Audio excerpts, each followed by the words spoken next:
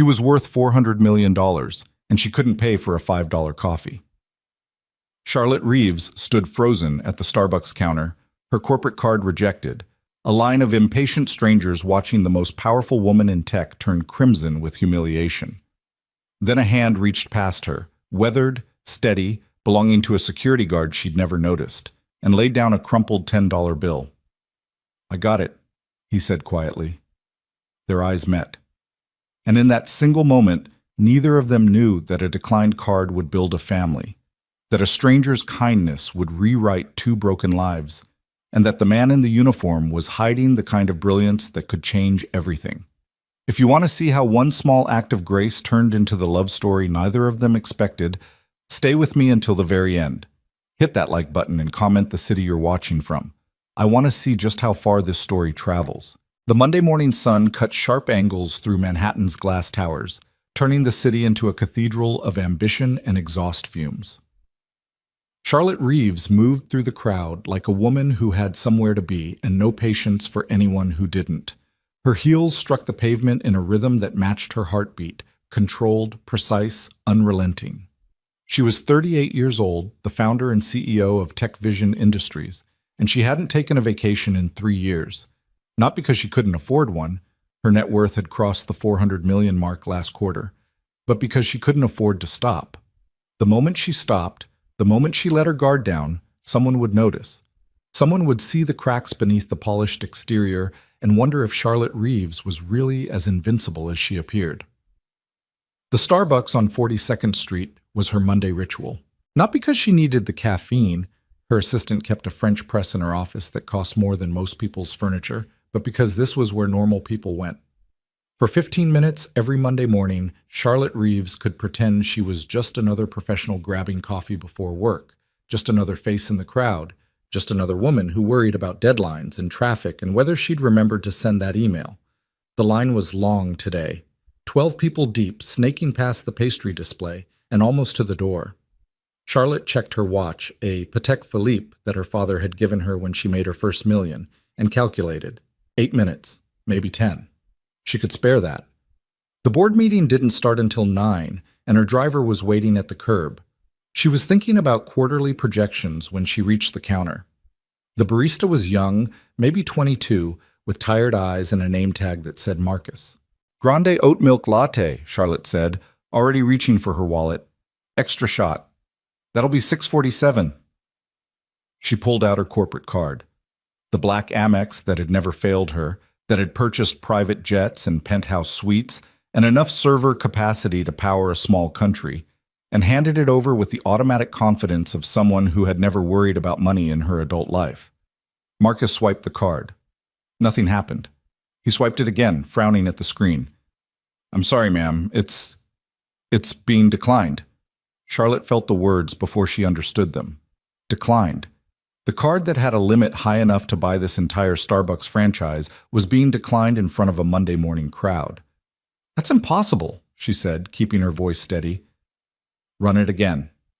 Marcus ran it again. The machine beeped its rejection. Behind her, someone sighed audibly. Someone else muttered something about people holding up the line. Charlotte's face flushed hot. Not from embarrassment, she told herself, from irritation. This was a technical error. A glitch in the system. She would have someone fired for this. "Do you have another card?" Marcus asked, and there was something in his voice that made Charlotte want to disappear. Not judgment exactly, but something worse. Pity. She fumbled through her wallet, past the black Amex to the Platinum Visa, the MasterCard she kept for international travel, the debit card linked to her personal account that she hadn't used in 3 years. Her hands were shaking slightly. When had they started shaking? And she couldn't seem to find any card that wasn't attached to Tech Vision's accounts. "Ma'am, there's a line," someone called out. Charlotte's spine stiffened. She turned, ready to deliver the kind of cutting remark that had made junior executives cry in boardrooms when a hand reached past her.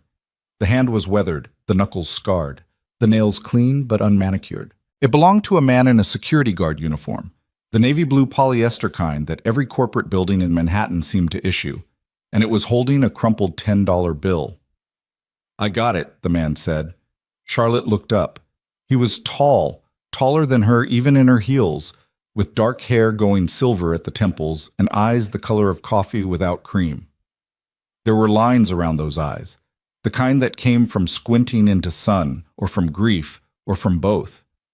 He wasn't handsome in the way that the men Charlotte usually noticed were handsome.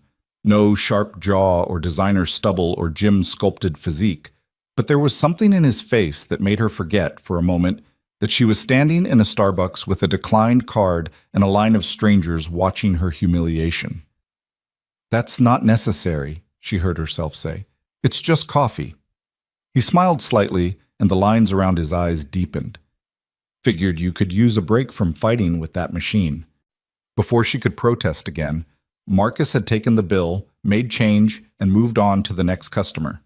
The security guard stepped aside, gesturing for Charlotte to wait at the pickup counter while he ordered his own drink. Just a regular coffee, black, the cheapest thing on the menu. She should have left. She should have grabbed her coffee the moment the barista called her name, walked out the door, and never thought about this again. By tomorrow, she would have resolved whatever billionaire had caused the declined card. By next week, she would have forgotten this had ever happened. But something kept her standing there, next to the pickup counter, next to the man in the security uniform. "Thank you," she said quietly. "I'll pay you back." "Don't worry about it." He was looking at her with something that wasn't quite curiosity, wasn't quite recognition. Happens to everybody sometime. "Not to me," she said, and immediately regretted it. It sounded arrogant. It sounded like exactly the kind of thing that rich people said in movies when they were about to learn a valuable lesson about humility. But the security guard just nodded, like he understood. "First time for everything." "Grande oat milk latte," the barista called, "and a large black coffee." They reached for their drinks at the same time, and Charlotte noticed the name tag on his uniform. Ethan Cole, Building Security, West Tower. West Tower. That was her building.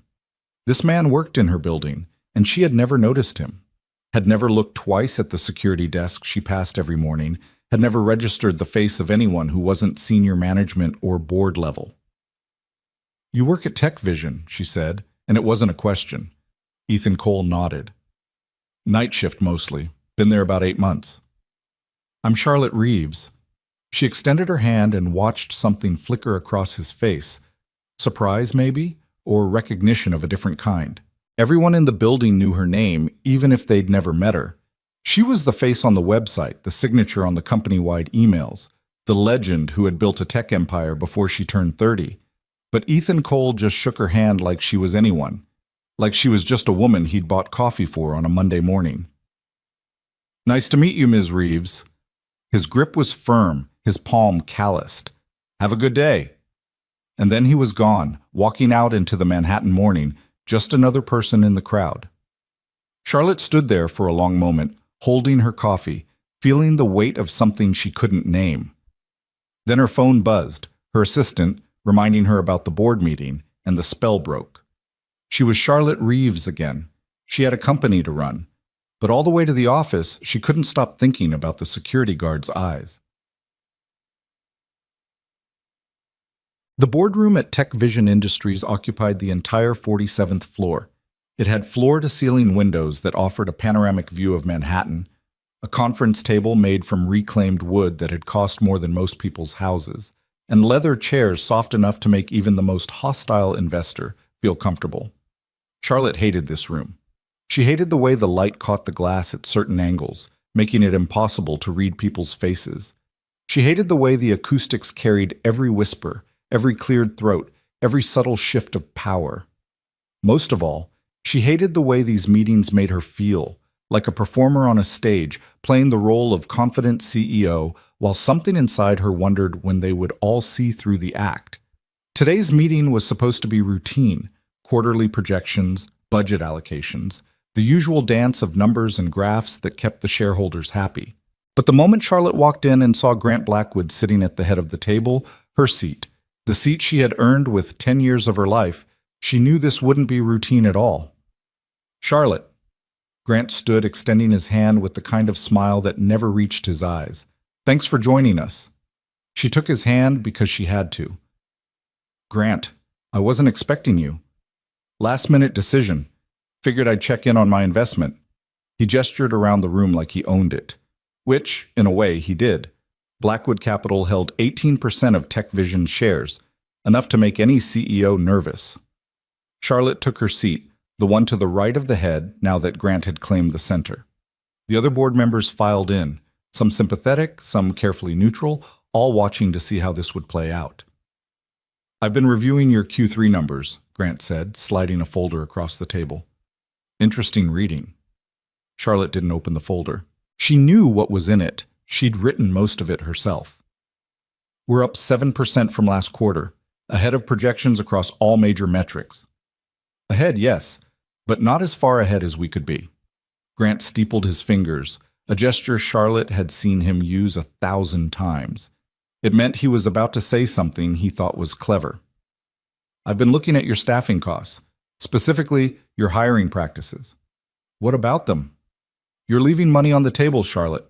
Every position you fill with an overqualified candidate, every salary you negotiate above market rate, every—" he paused for effect, "charity case you hire out of some misguided sense of social responsibility?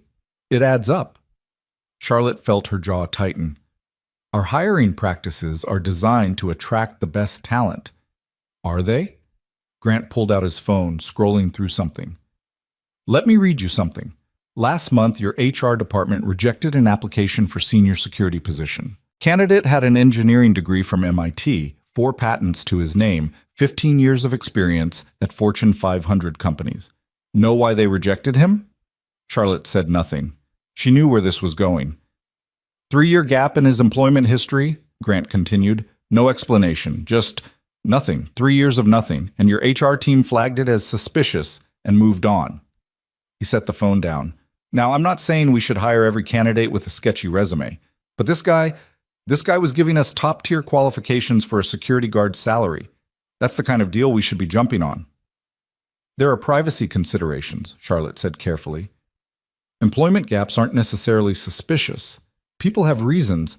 People have excuses." Grant's smile sharpened. "The question is whether we can afford to pay for other people's excuses." The meeting continued for another 2 hours, but Charlotte barely heard any of it.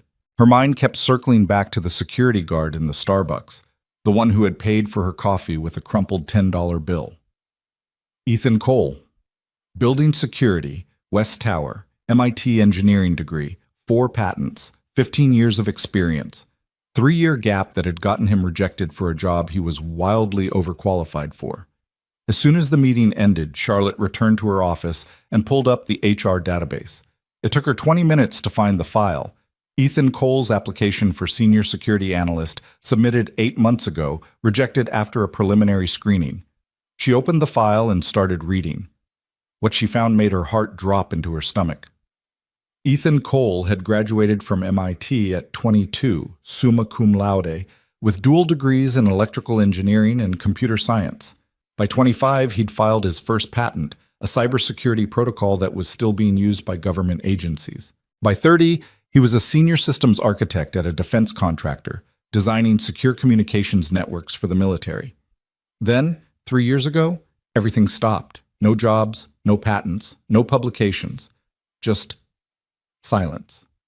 Charlotte scrolled further, looking for any clue about what had happened.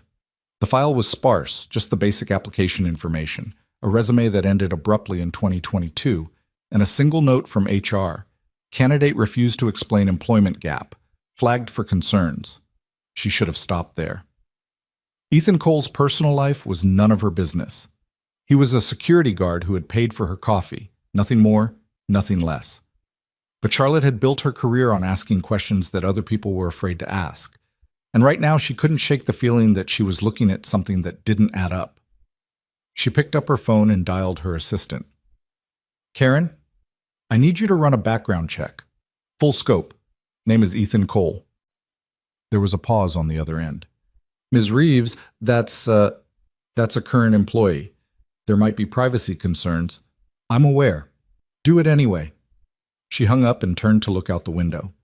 47 floors below, the streets of Manhattan churned with people, all of them carrying stories she would never know, problems she would never understand, lives that existed entirely outside the bubble of quarterly projections and shareholder meetings. Somewhere down there, Ethan Cole was probably starting his shift, walking the halls of a building owned by a company that had rejected him for no good reason, wearing a uniform that said security guard when his resume said genius. Charlotte thought about the crumpled $10 bill, about the way he'd said, "It's just coffee," like it was nothing. She thought about Grant Blackwood's smile, about the way he'd said charity case, like it was a dirty word.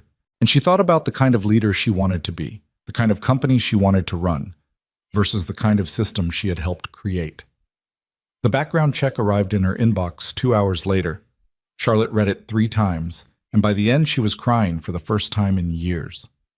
The file told a story that no resume ever could. Ethan Cole had married his college sweetheart, a woman named Sarah, who taught elementary school in Brooklyn. They'd had 2 children, Emma, who was 7, and Noah, who was 5. 3 years ago, on a rain-slicked highway in upstate New York, a truck driver had fallen asleep at the wheel. Sarah and Emma died on impact. Noah was in the back seat, protected by a car seat that his father had insisted on installing himself, double-checking every strap and buckle because Ethan Cole was the kind of man who didn't leave anything to chance. Noah survived with a broken arm and a shattered world. Ethan had quit his job the next day, had moved out of the house he'd shared with Sarah, sold everything that reminded him of the life he'd lost, and dedicated himself entirely to keeping his son from falling apart. For 3 years, he'd been a full-time father, had driven Noah to therapy twice a week, had sat with him through the nightmares, had learned to cook the specific foods that Noah would eat and to read the specific books that helped Noah sleep. He'd burned through his savings, sold his patents for fractions of their worth, done whatever it took to give his son the stability that Ethan himself was barely holding on to. 8 months ago, when the money finally ran out, Ethan had started applying for jobs. Not the senior engineering positions he was qualified for, those required travel, late nights, the kind of commitment that would take him away from Noah, but entry-level positions. Security guards, night watchmen, anything that would let him be home when Noah needed him. TechVision had been one of a dozen companies that rejected him without explanation. Charlotte set the file down on her desk and stared at it for a long moment. Then she picked up her phone and dialed a number she had never called before. Security desk, West Tower. "This is Cole." His voice was different over the phone, more guarded, more professional, but she would have recognized it anywhere. "Mr. Cole, this is Charlotte Reeves. I'd like to schedule a meeting with you tomorrow morning, 9 o'clock, my office." There was a pause. When he spoke again, his voice was carefully neutral. "May I ask what this is regarding?"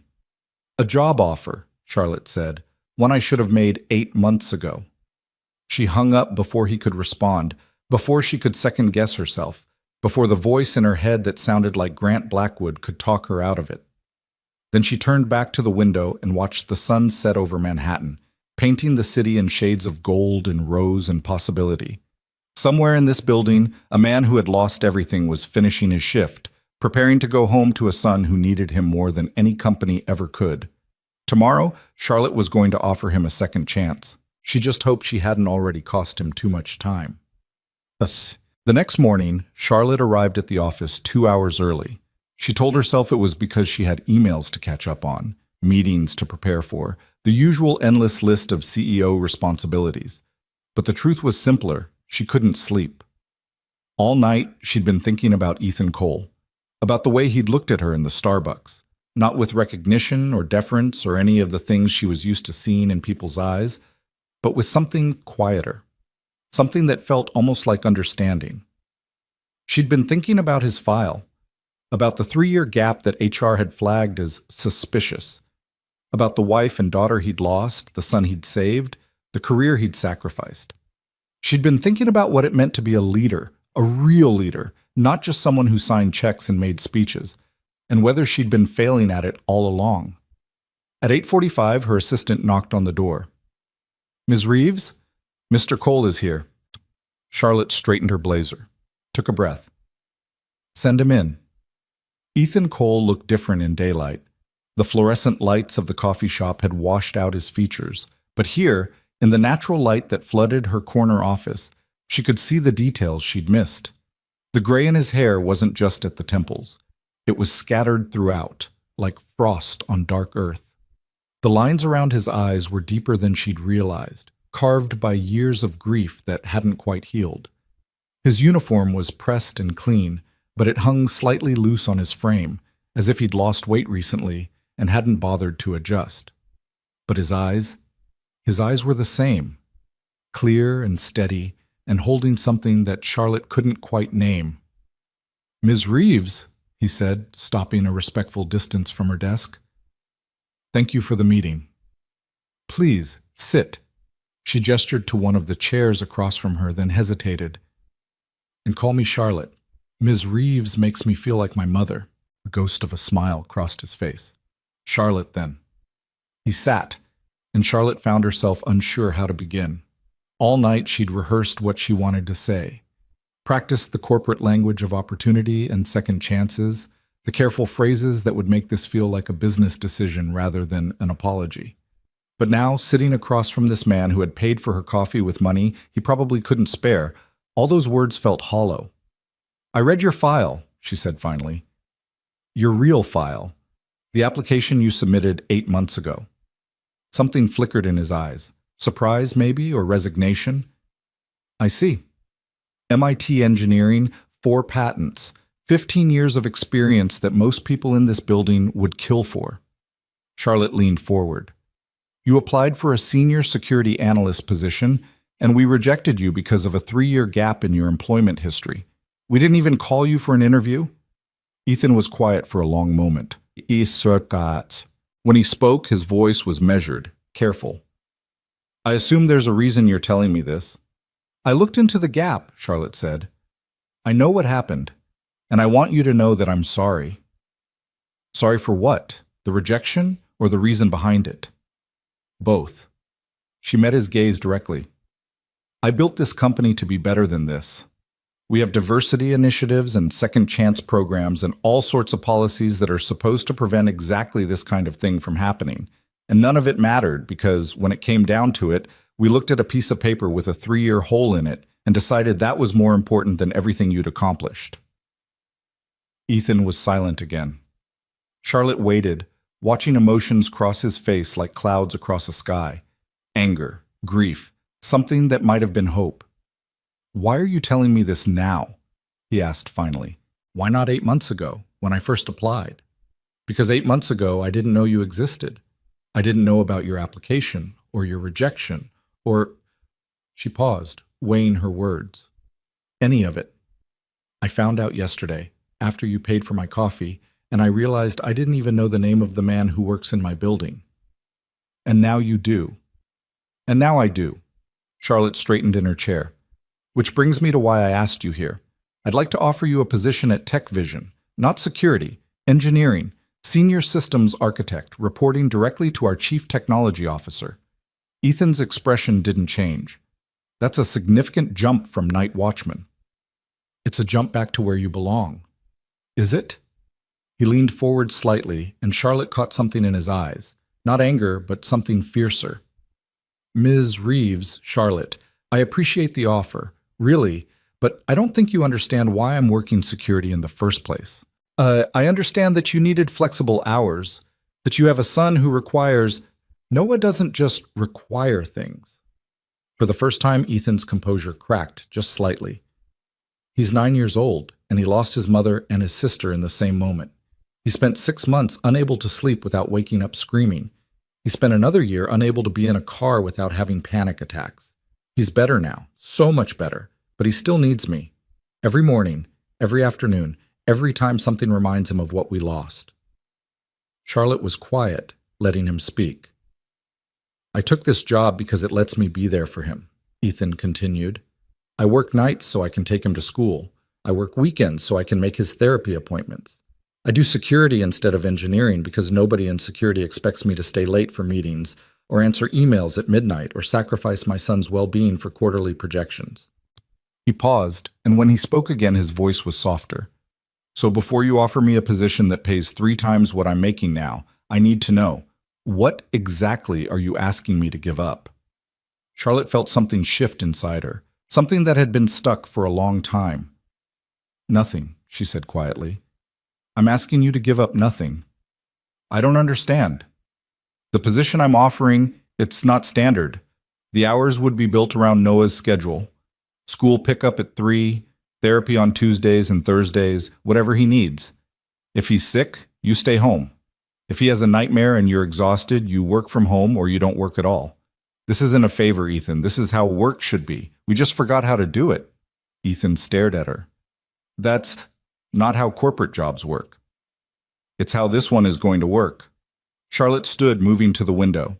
The city sprawled out below them, millions of lives intersecting and diverging.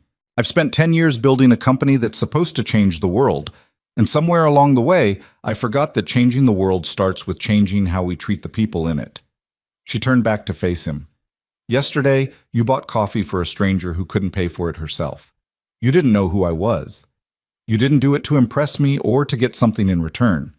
You did it because it was the right thing to do, and because— She paused, remembering the look in his eyes. Because you understood what it feels like to need help and not know how to ask for it. Ethan said nothing, but his expression had changed. The guarded wariness was still there, but underneath it, she could see something else. Hope, maybe. Or the beginning of trust. I'm not offering you this job because I feel guilty about what happened 8 months ago, Charlotte continued. I'm offering it because you're brilliant, because this company needs what you can do, and because I refuse to keep running an organization that throws away good people over boxes on a form. And if I say no, then you keep your security job for as long as you want it, with my personal guarantee that no one will ever question why. But I hope you won't say no. She sat back down, meeting his eyes. I hope you'll give me a chance to prove that this company can be better than the system that rejected you. The silence stretched between them, heavy with everything that had been said and everything that hadn't. Finally, Ethan spoke. I need to think about it. Of course. I need to talk to Noah. He doesn't handle change well, and this would be a lot of change. Take whatever time you need. Ethan stood, and Charlotte stood with him. For a moment, they simply looked at each other, two people carrying more than anyone could see, finding something unexpected in a Manhattan office 47 floors above the street where everything had started. Charlotte, Ethan said, and she noticed it was the first time he'd used her name. Why does this matter so much to you? It was a simple question with a complicated answer. Charlotte thought about Grant Blackwood and his dismissive smile, about the board members who measured success in stock prices and efficiency metrics, about the girl she'd been before she became a CEO, the one who'd believed that business could be a force for good, that success and humanity weren't mutually exclusive. Because someone has to care, she said finally, and I'd rather it be me than someone who doesn't. Ethan nodded slowly, like he understood more than she'd said. I'll let you know by Friday. I'll be here. He walked to the door, then paused with his hand on the frame. Charlotte. Yes? Thank you for reading the file, for seeing past it.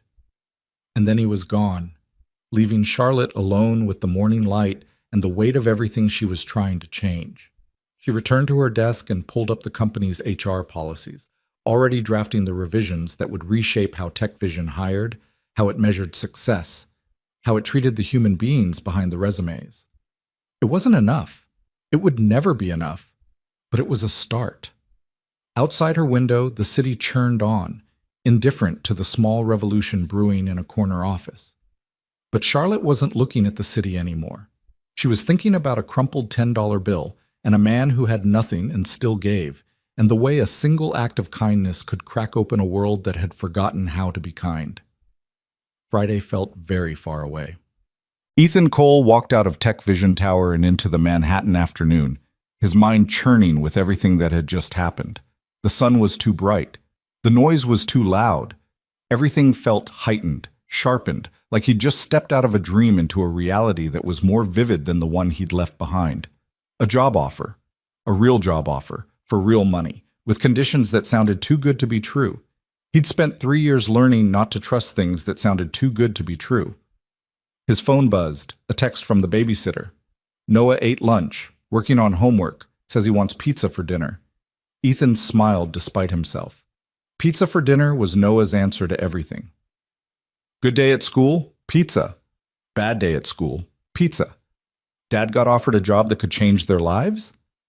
Definitely pizza. He typed back a quick response, then started walking. He had 2 hours before he needed to pick Noah up.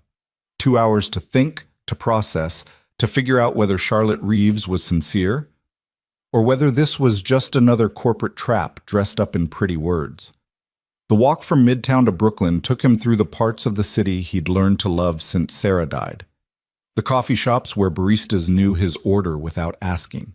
The park benches where he'd sat with Noah on countless afternoons, watching pigeons and talking about nothing. The corner where an old man sold newspapers and always asked about Noah's school. These were the pieces of his new life, smaller than the life he'd had before, but solid, real. The kind of foundation you could build something on, even if you weren't sure what shape it would take. Could he risk that for a job? Could he afford not to?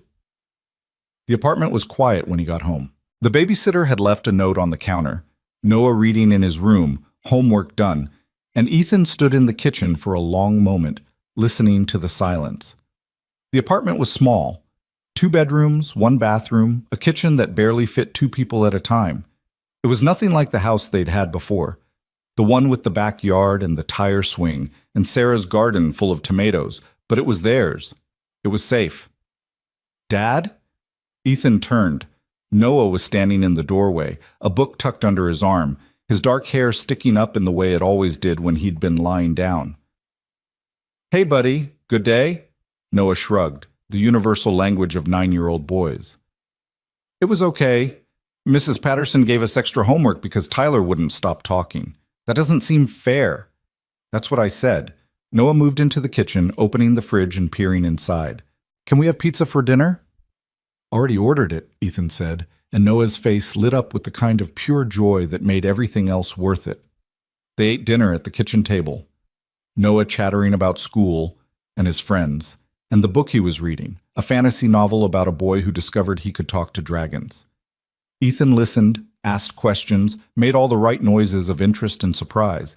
But part of him was still in that corner office, 47 floors above the street, listening to Charlotte Reeves talk about second chances. Dad? Ethan blinked. Yeah? You're doing that thing again. What thing? The thing where you're here, but you're not really here.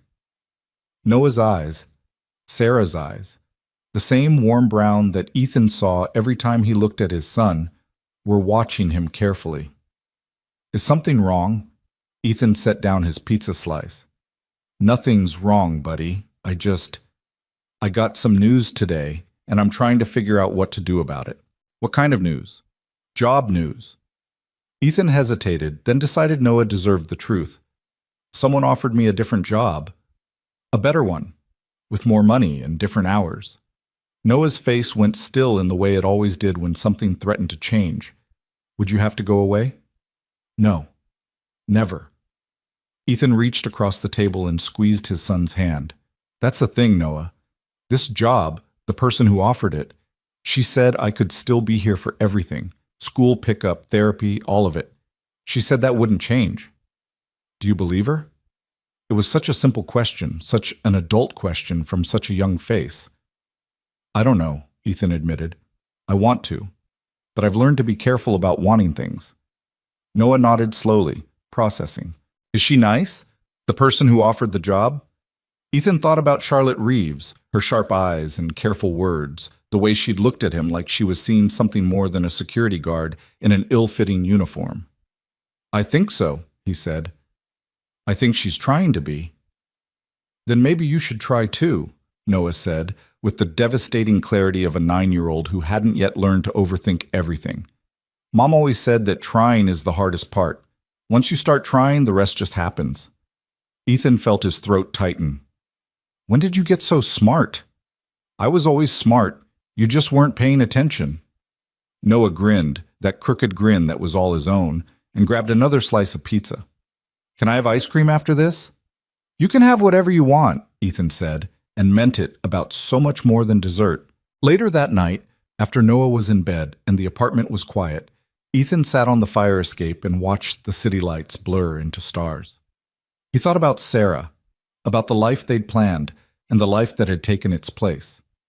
He thought about Noah, about how much his son had overcome and how much further they still had to go. And he thought about Charlotte Reeves, about the way she'd said, "Someone has to care," like it was the most obvious thing in the world. By Friday, he would have an answer. He just wasn't sure yet what it would be. Friday arrived like a held breath finally released. Ethan had spent the days between Charlotte's offer and his decision in a state of suspended animation, going through the motions of his security shifts while his mind churned with possibilities and fears. He'd watched Noah carefully for signs of anxiety, for any indication that his son sensed the approaching change. But Noah had been remarkably steady, finishing his homework, reading his dragon books, asking for pizza with the same reliable enthusiasm. It was Ethan who couldn't sleep. Ethan who lay awake at 3 a.m, staring at the ceiling of their small Brooklyn apartment, wondering if he was about to make the best decision of his life or the worst. On Thursday night, Noah had found him on the fire escape again. "Dad?" His son's voice was soft, thick with sleep. "Why are you still awake?" Ethan had made room on the narrow metal platform, and Noah had climbed out to sit beside him, their shoulders touching in the darkness. "Just thinking, buddy." "About the job?" "Yeah, about the job." Noah was quiet for a moment, looking out at the city lights. Then he said, "I think you should take it." Ethan turned to look at his son. "You do?" "You're always worried about money. I can tell, even when you try to hide it." Noah's voice was matter-of-fact, without accusation. "And you're really smart, Dad. Like, really smart. I've seen the stuff in your old notebooks, all the drawings and equations and things. You shouldn't be walking around checking doors at night." "There's nothing wrong with checking doors." "I know, but it's not what you're supposed to be doing." Noah looked up at him, and in the dim light, his eyes were so much like Sarah's that Ethan's chest ached. "Mom would want you to be happy. She would want you to do the thing you're good at."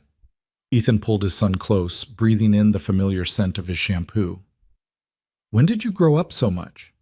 "I'm 9, Dad. I've been growing up the whole time. You just keep missing it because you're too busy worrying."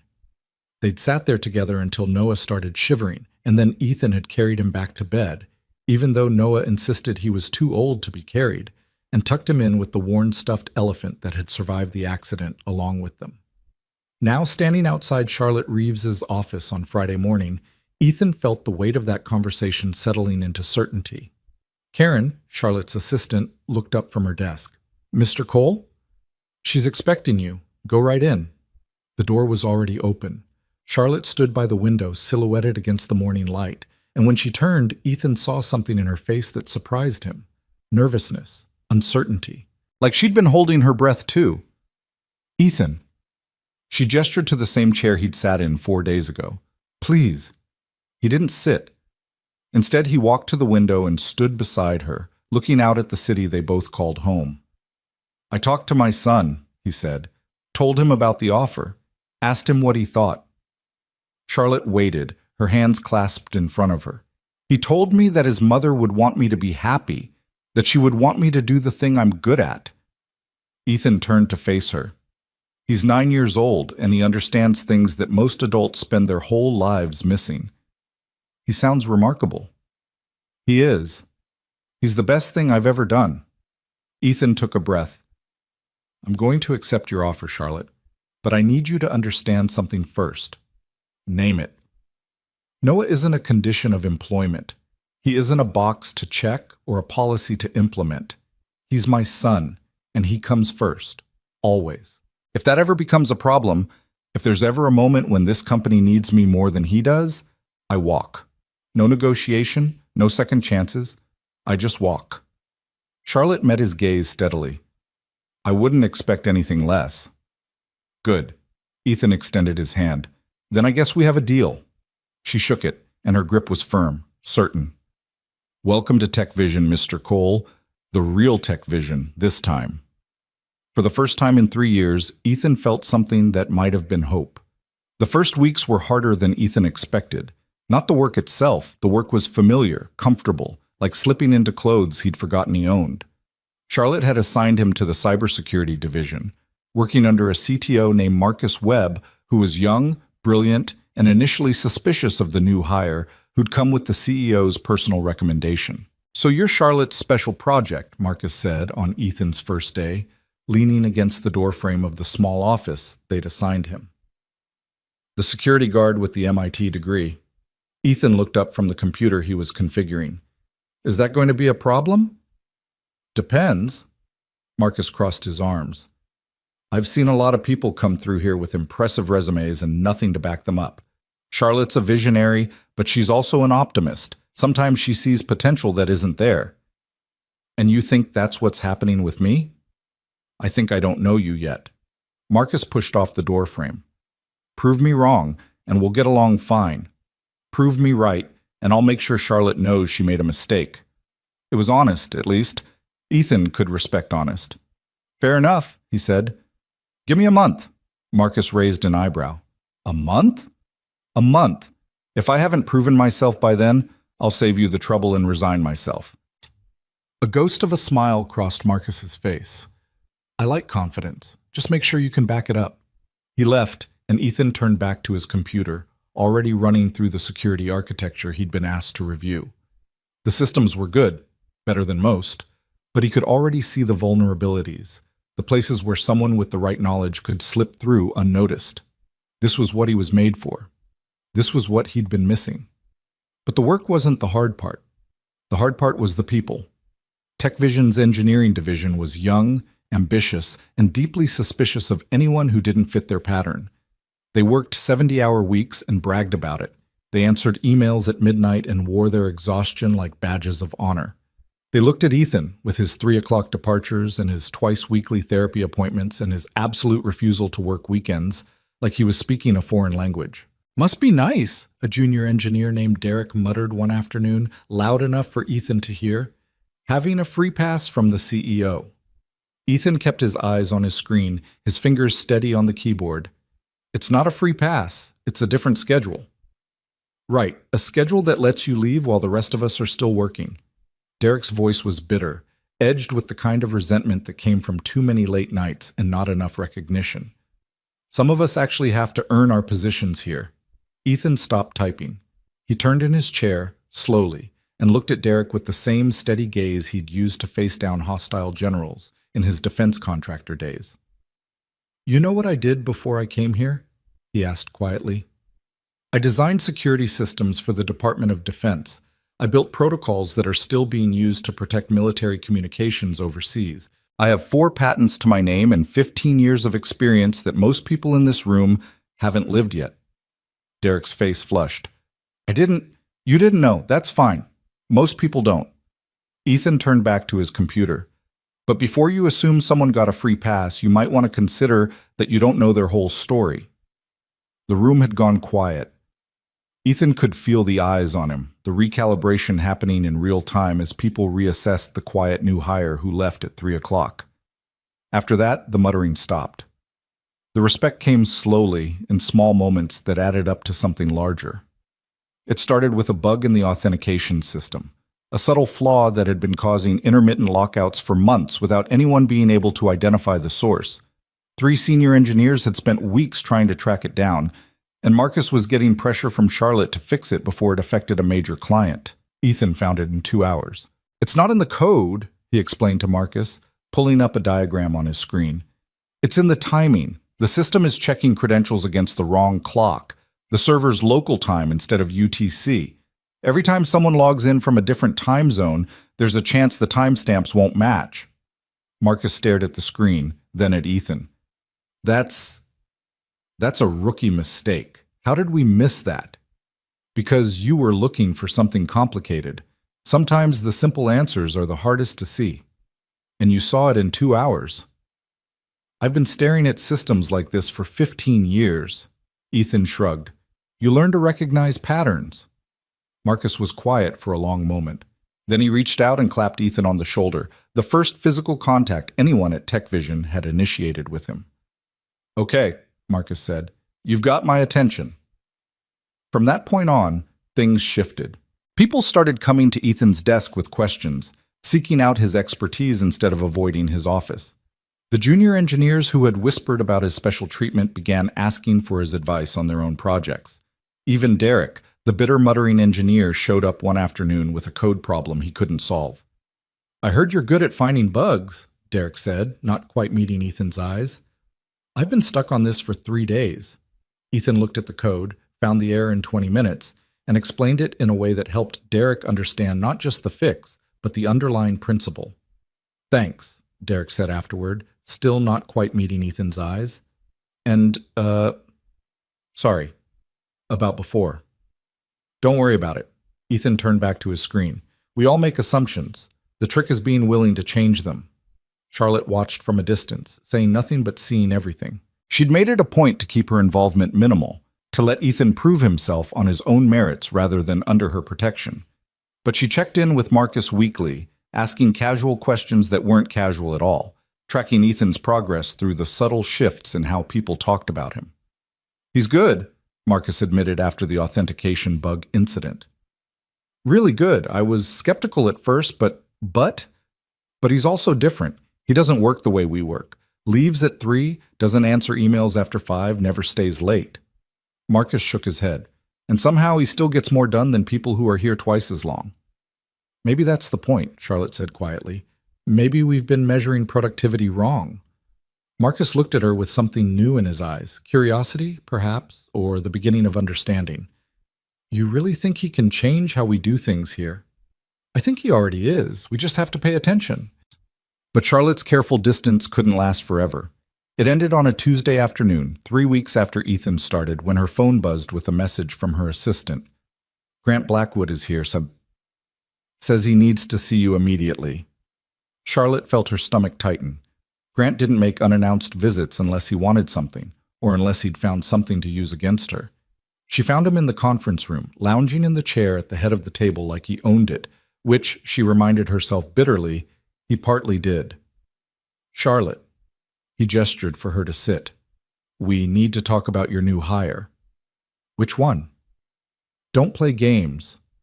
Grant's smile was thin, sharp. "Ethan Cole, the security guard you promoted to senior systems architect because he bought you a cup of coffee." Charlotte kept her expression neutral, but her mind was racing. Grant had sources everywhere. She should have expected he'd find out, but the speed of it surprised her. 3 weeks, and he already knew. "Ethan Cole was hired based on his qualifications," she said carefully. "MIT engineering degree, 4 patents, 15 years of experience, and a 3-year gap that your own HR department flagged as concerning." Grant pulled out his phone, scrolling through something. "I've been doing some digging. Want to know what I found?" "I already know what happened." "Do you?" Grant's eyebrows rose. "You know about the accident? The dead wife and daughter? The mental breakdown that followed?" "It wasn't a breakdown. He took time off to care for his surviving child." Potato. Grant waved dismissively.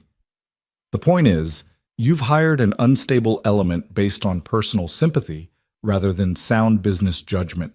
The board won't like it. The board doesn't make hiring decisions. I do. The board protects shareholder interests. And right now you're putting those interests at risk by bringing in someone who's been out of the game for 3 years. Someone who refuses to work standard hours. Someone who, let's be honest, is here because you felt guilty about rejecting his application." Charlotte stood, planting her hands on the table. "Ethan Cole has already identified and fixed a bug that 3 senior engineers couldn't find. His work in the cybersecurity division has improved our vulnerability metrics by 40%. And as for his hours, he accomplishes more in 6 than most people do in 12. Impressive." Grant's smile didn't waver. "But can he perform when it matters, when the pressure's on, when there's no one to hold his hand, when the stakes are actually high?" "He designed security systems for the Department of Defense. I think he can handle corporate pressure." "We'll see." Grant stood, smoothing his jacket. "I've arranged a presentation for next week, full board meeting. I want Cole to present the cybersecurity roadmap. Not you, not Marcus, but him, alone. In front of everyone who doubts whether you made the right call." Charlotte felt the trap closing. "That's not fair. He's been here 3 weeks. Fair doesn't exist in business, Charlotte. You know that." Grant headed for the door, then paused with his hand on the frame. "If he succeeds, I'll back off. You'll have my support for whatever hiring initiatives you want to pursue. But if he fails, his smile sharpened. We'll be having a very different conversation about your leadership. He left, and Charlotte sank back into her chair, feeling the weight of what she'd just set in motion. She should have protected Ethan from this. Should have given him time to settle in, to prove himself gradually, to build the kind of track record that couldn't be questioned. Instead, she'd painted a target on his back, and now Grant was going to take his shot. She had to warn him.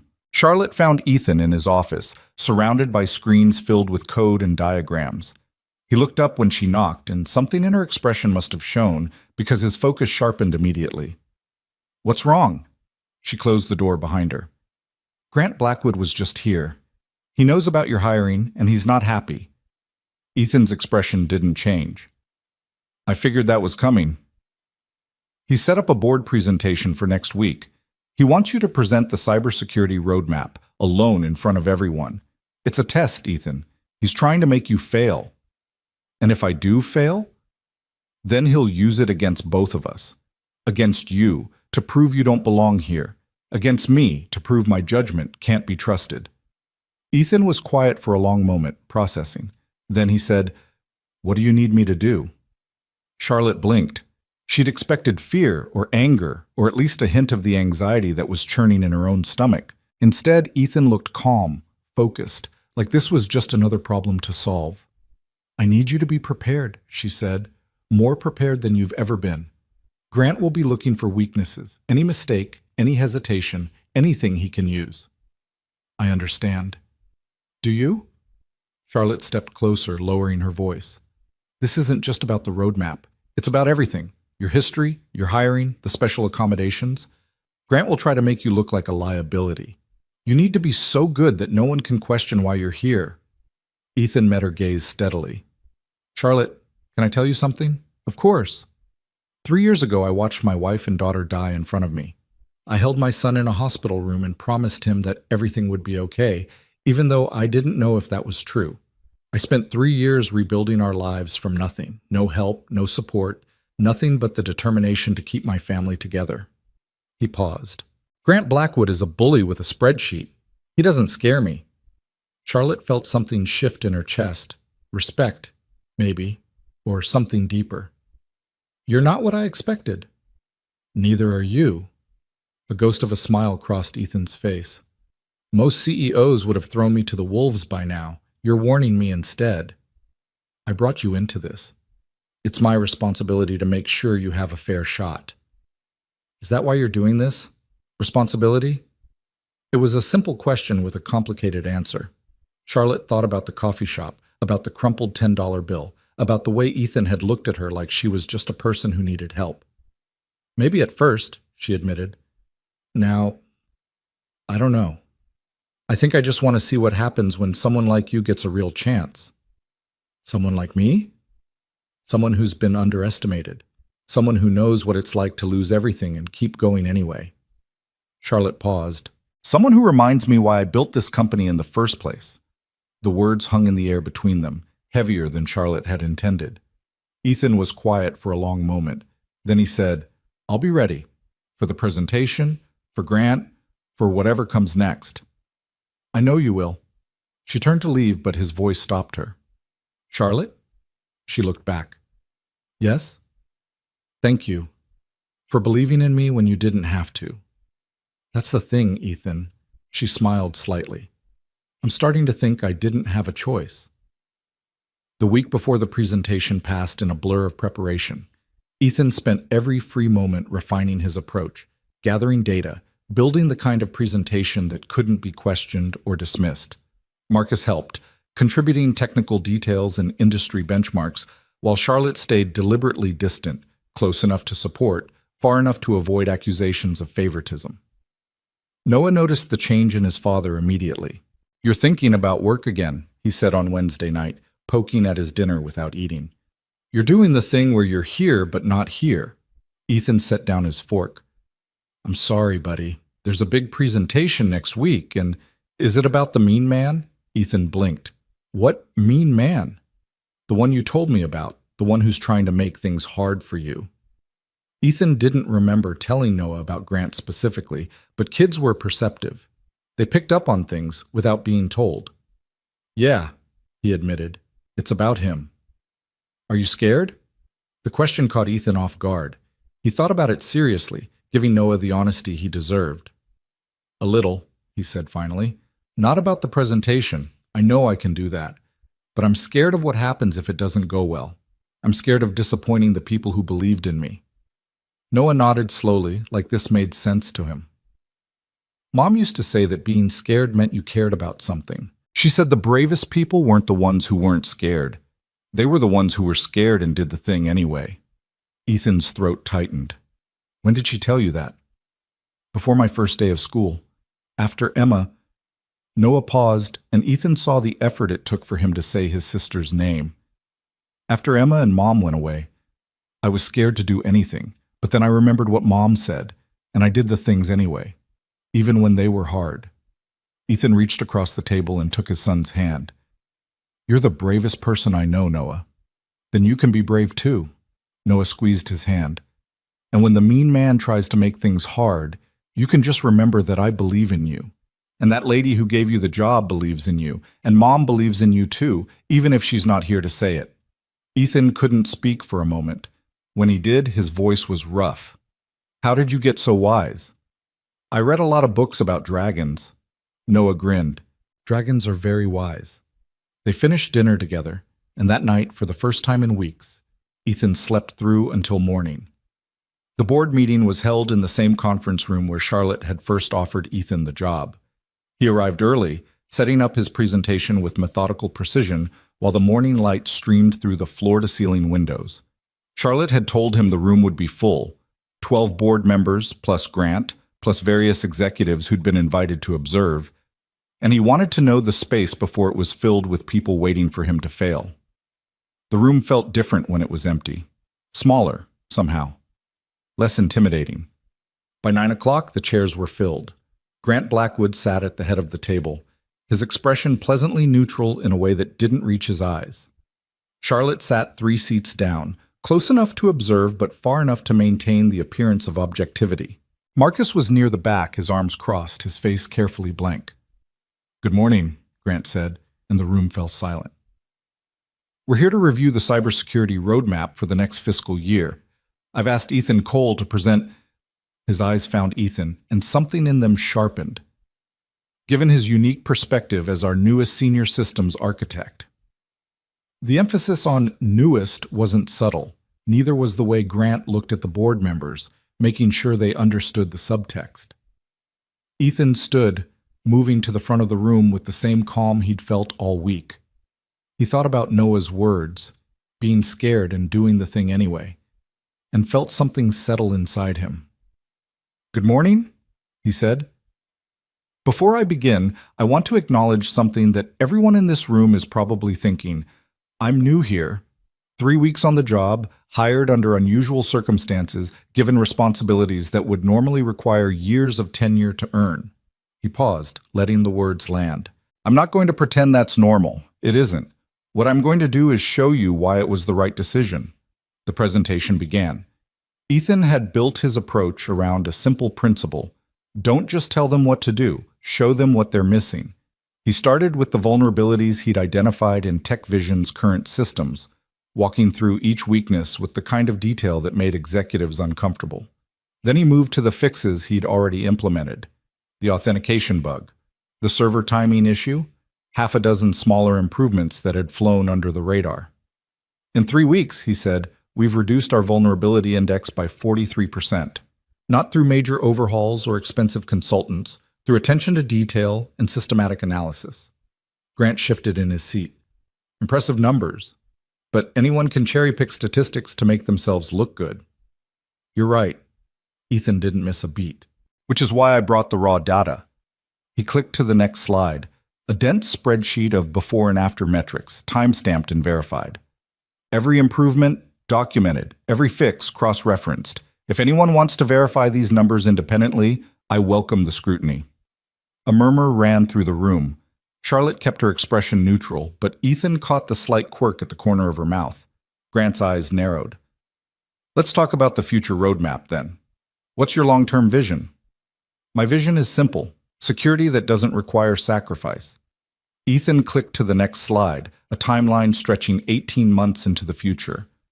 Most cybersecurity approaches treat protection as a trade-off. More security means more friction, more complexity, more burden on the user. I believe that's a failure of imagination. He walked through the plan methodically, explaining each phase in terms that the board could understand without being condescending. He covered technical details without getting lost in jargon, business implications without losing sight of the human element. And then he addressed the elephant in the room. I know there are concerns about my hiring, Ethan said, his voice steady. Concerns about my 3-year employment gap, about the circumstances that led to it, about whether someone with my background can be trusted in a role like this. Grant leaned forward. Go on. 3 years ago, I lost my wife and daughter in a car accident. My son survived. I made a choice. I could keep climbing the corporate ladder, or I could be the father he needed. Ethan paused. I chose my son.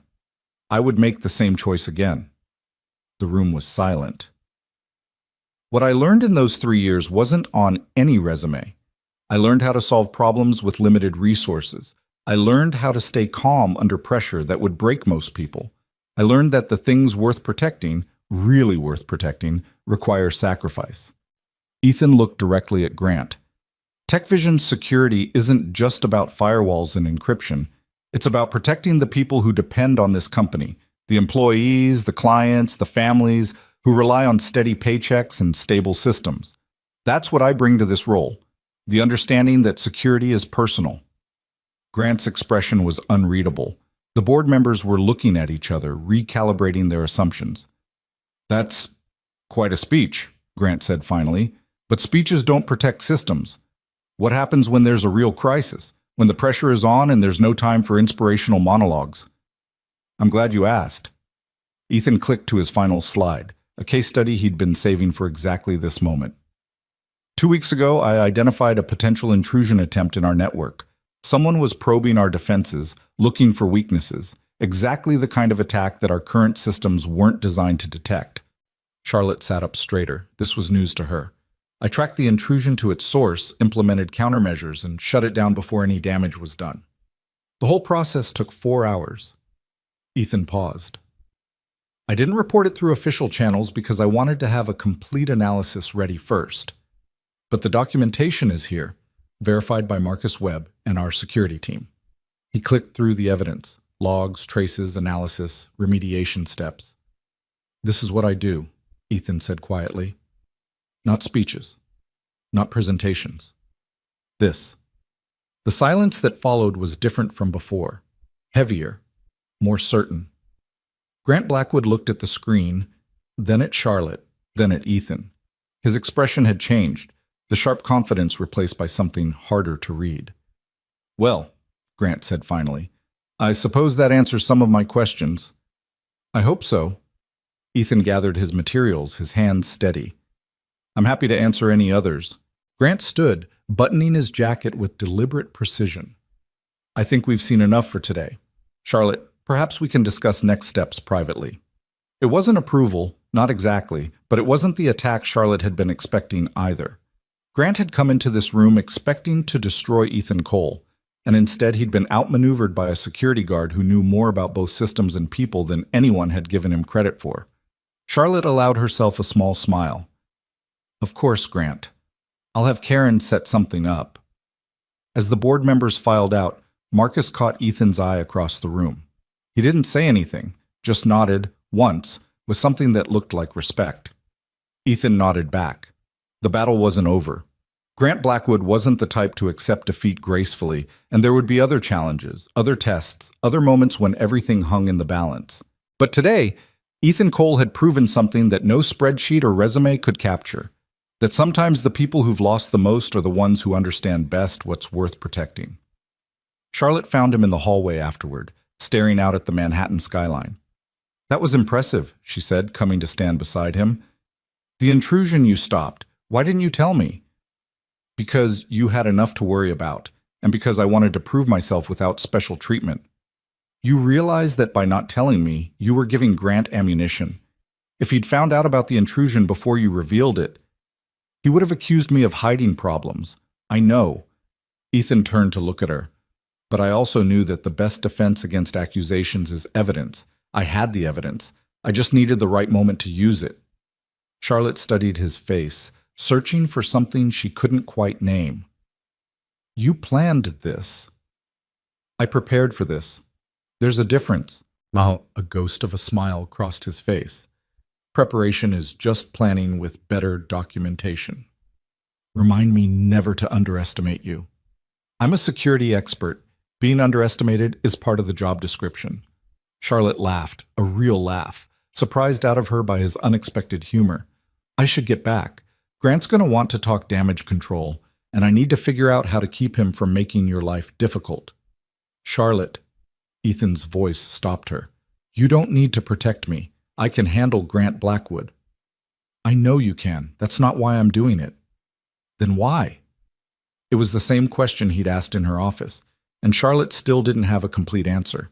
But standing there in the hallway, watching the afternoon light paint patterns on the floor, she came closer to understanding. Because this company needs to change, she said quietly. And change doesn't happen if the people trying to make it happen get destroyed by the people fighting to keep things the same. You represent something, Ethan, whether you meant to or not. You're proof that our system was broken and that it can be fixed. If Grant takes you down, he's not just destroying one person, he's destroying the possibility of something better. Ethan was quiet for a long moment. When he spoke, his voice was rough. That's a lot of pressure to put on a security guard. You're not a security guard anymore. No. He looked down at his hands, the scarred knuckles, the calloused palms, the evidence of all the work he'd done to rebuild his life. No, I suppose I'm not. They stood there together, two people carrying more than anyone could see, finding something unexpected in the space between what they'd been and what they were becoming. I should go, Charlotte said finally. Noah's probably wondering where you are. Ethan checked his watch. Almost 3 o'clock. Pickup time. Yeah, I should... Wait, he frowned. How do you know about pickup time? Charlotte smiled slightly. I pay attention. It's part of my job description. She walked away before he could respond, leaving Ethan alone with the skyline and the weight of everything that had just changed. He thought about the boardroom, about Grant's sharp eyes and Charlotte's careful support. He thought about the intrusion he'd stopped, the vulnerabilities he'd found, the months of work stretching out ahead of him. But mostly, he thought about Noah, waiting at school, probably reading his dragon book, trusting that his father would be there when he needed him. Ethan grabbed his bag and headed for the elevator. Some things were more important than corporate politics. The pickup line at Noah's school was the same as always, a parade of parents and nannies and occasional grandparents, all waiting for the flood of children that would pour through the doors at 3:15. Ethan found his usual spot near the old oak tree and leaned against it, letting the normalcy wash over him. 2 hours ago, he'd been standing in front of a board of directors, fighting for his place in a company that had once rejected him. Now he was just a dad, waiting for his kid, worrying about whether Noah had eaten his lunch and if he'd remembered to turn in his homework. The doors opened. Children spilled out in a wave of backpacks and chatter, and Ethan scanned the crowd for the familiar dark hair. Dad! Noah broke from the group and ran toward him, his backpack bouncing with each step. Ethan crouched down and caught him in a hug, breathing in the scent of pencil shavings and playground dust. Hey, buddy, how was school? Good. Mrs. Patterson said my book report was excellent. She used that word specifically. Excellent. Noah pulled back, grinning. How was your presentation? Ethan blinked. How do you know about my presentation? Dad, I'm 9, not stupid. You've been preparing all week. Noah's expression turned serious. Did the mean man try to make things hard? He tried. Did you win? Ethan thought about Grant's face at the end of the presentation, the calculations happening behind those sharp eyes, the acknowledgement that this particular battle had been lost. Yeah, he said. I think I did. Noah's grin widened. I knew you would. Dragons always win. I thought dragons were wise, not winners. They're both. That's what makes them dragons. Noah grabbed his hand and started pulling him toward the car. Can we have pizza to celebrate? We can have whatever you want. They walked together through the afternoon sunshine, father and son, two people who had lost everything and found a way to keep going anyway. Behind them, Manhattan glittered in the distance, 47 floors of glass and ambition, where a woman was fighting to change a system and a man had just proven that second chances were worth giving. The battle wasn't over. But for now, for this moment, it was enough. The weeks after the board presentation settled into something Ethan hadn't experienced in years, a rhythm that felt sustainable. He arrived at Tech Vision each morning at 7, spent 6 focused hours solving problems that mattered, and left at 3 to pick up Noah from school. The commute became a transition zone, 45 minutes on the subway where he could let go of server architectures and vulnerability assessments and remember that he was also a father, a person, someone who existed outside the glass towers of corporate Manhattan. Noah noticed the difference immediately. "You're not as tired anymore," he observed one evening, watching Ethan cook dinner instead of ordering takeout. "You used to come home from the security job and just sit there. Now you actually do stuff." "The new job is different," Ethan said, stirring the pasta sauce. "It uses my brain more, but it doesn't drain me the same way." "Because you like it?" "Because it matters." Ethan turned to look at his son. "When you do something that matters, it gives you energy instead of taking it away." Noah considered this with the seriousness of a 9-year-old philosopher.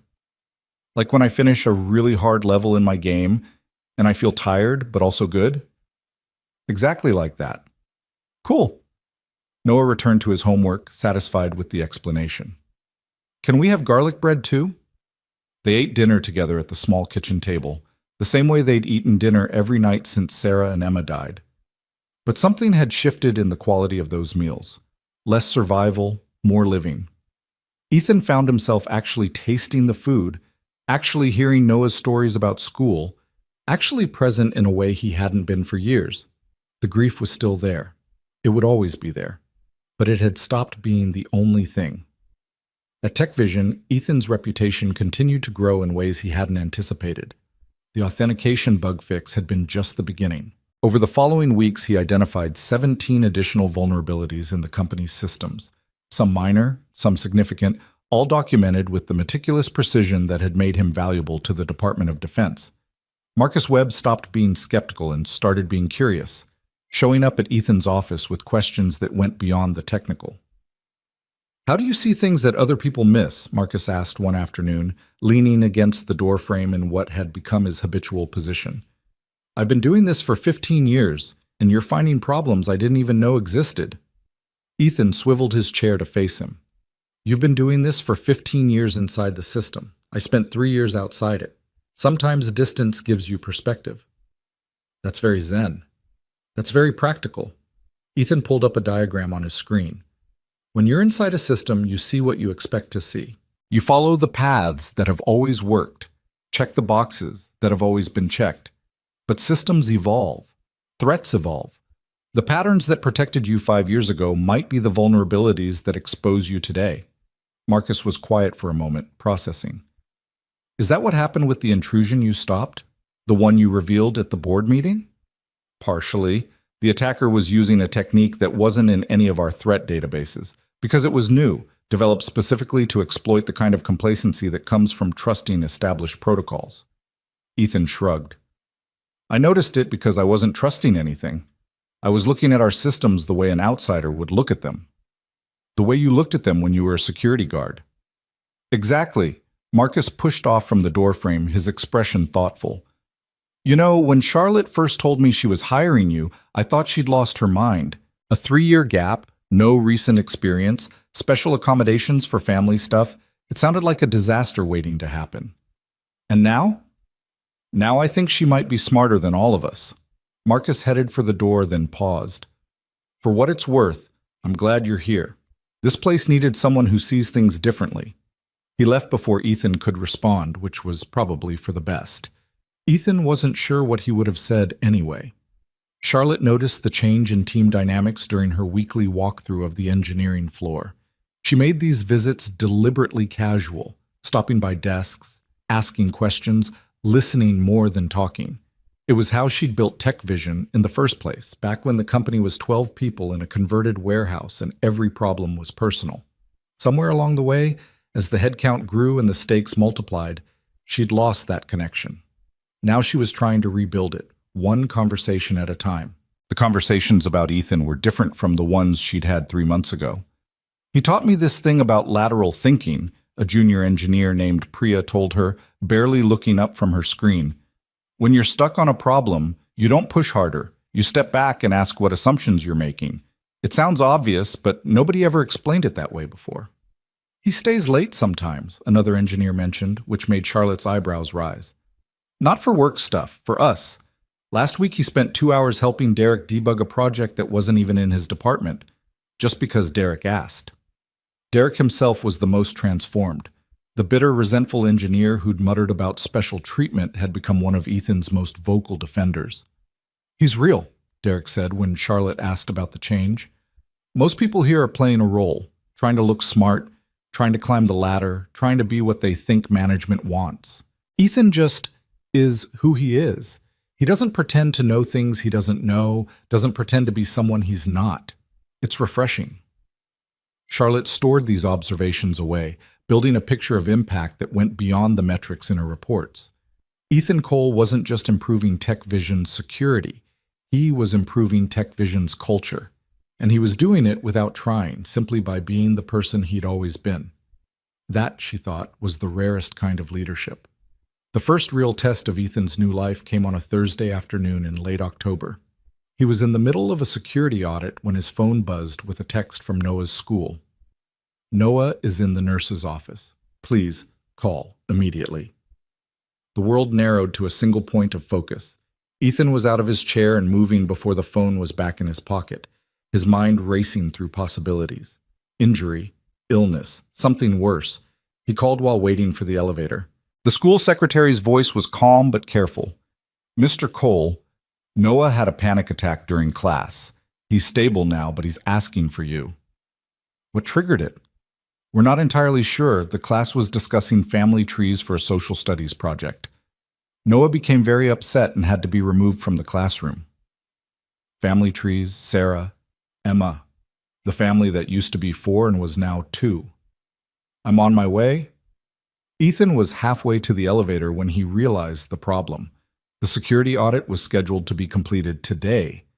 Marcus was counting on it for a presentation tomorrow. If Ethan left now, the whole timeline would collapse. For 3 years, this choice would have been automatic. Noah first. Always Noah first.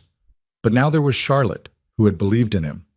There was Marcus, who was depending on him. There was a company full of people who had stopped seeing him as a charity case and started seeing him as someone they could count on. The elevator doors opened. Ethan stepped inside.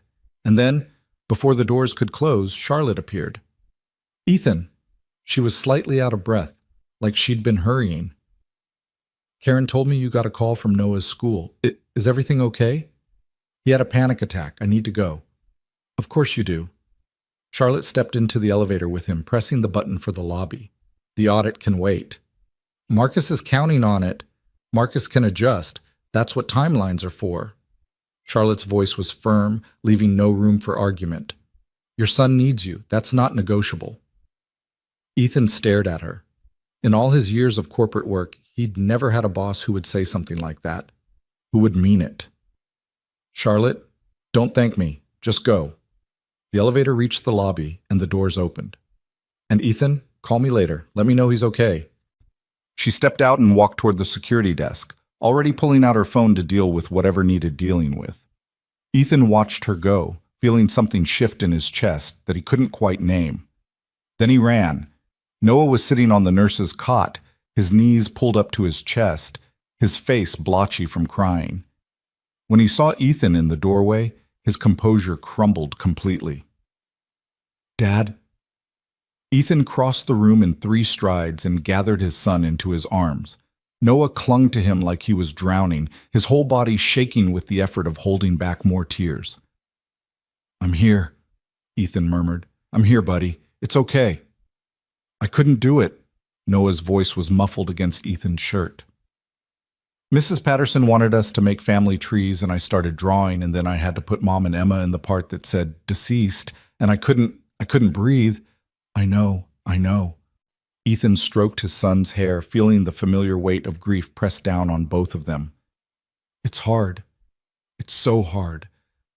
Everyone was looking at me. They all know about Mom and Emma, but they never talk about it, and today I had to write it down and make it real, and I couldn't. You don't have to explain. Ethan pulled back just enough to look at Noah's face. There's nothing wrong with you, Noah. Nothing. What happened was hard, and it's okay to not be okay sometimes. But I'm supposed to be better now. Noah's voice cracked. The therapist said I was doing better. You said I was doing better. And then one stupid project and I fell apart like it just happened. Healing isn't a straight line. Ethan cupped his son's face in his hands, wiping away tears with his thumbs. You don't get better and stay better forever. You get better, and then something reminds you of what you lost, and you have to feel it all over again. That's not failure. That's being human. Noah was quiet for a long moment, his breathing slowly steadying. Finally, he asked, Did you leave work? Of course I did. But you had important stuff to do. Nothing is more important than you. Ethan said it simply, without hesitation, because it was simply true. Nothing ever will be. Noah searched his father's face, looking for something, certainty maybe, or proof that the words were real. Whatever he found must have satisfied him, because some of the tension left his shoulders. Can we go home? Yeah, buddy, we can go home. They signed out at the front office and walked to the car together, Noah's hand tucked firmly in Ethan's. The afternoon sun was warm on their faces, and the world continued spinning around them, indifferent to the small tragedy that had just unfolded in a nurse's office. In the car, Noah was quiet for a long time. Then he said, Dad, the lady who gave you the job, is she nice? Ethan thought about Charlotte in the elevator, her immediate understanding, her complete lack of hesitation. Yeah, she's nice. Does she know about Mom and Emma? She knows. Is that why she's nice to you? It was a complicated question with an uncertain answer. Ethan considered it carefully before responding.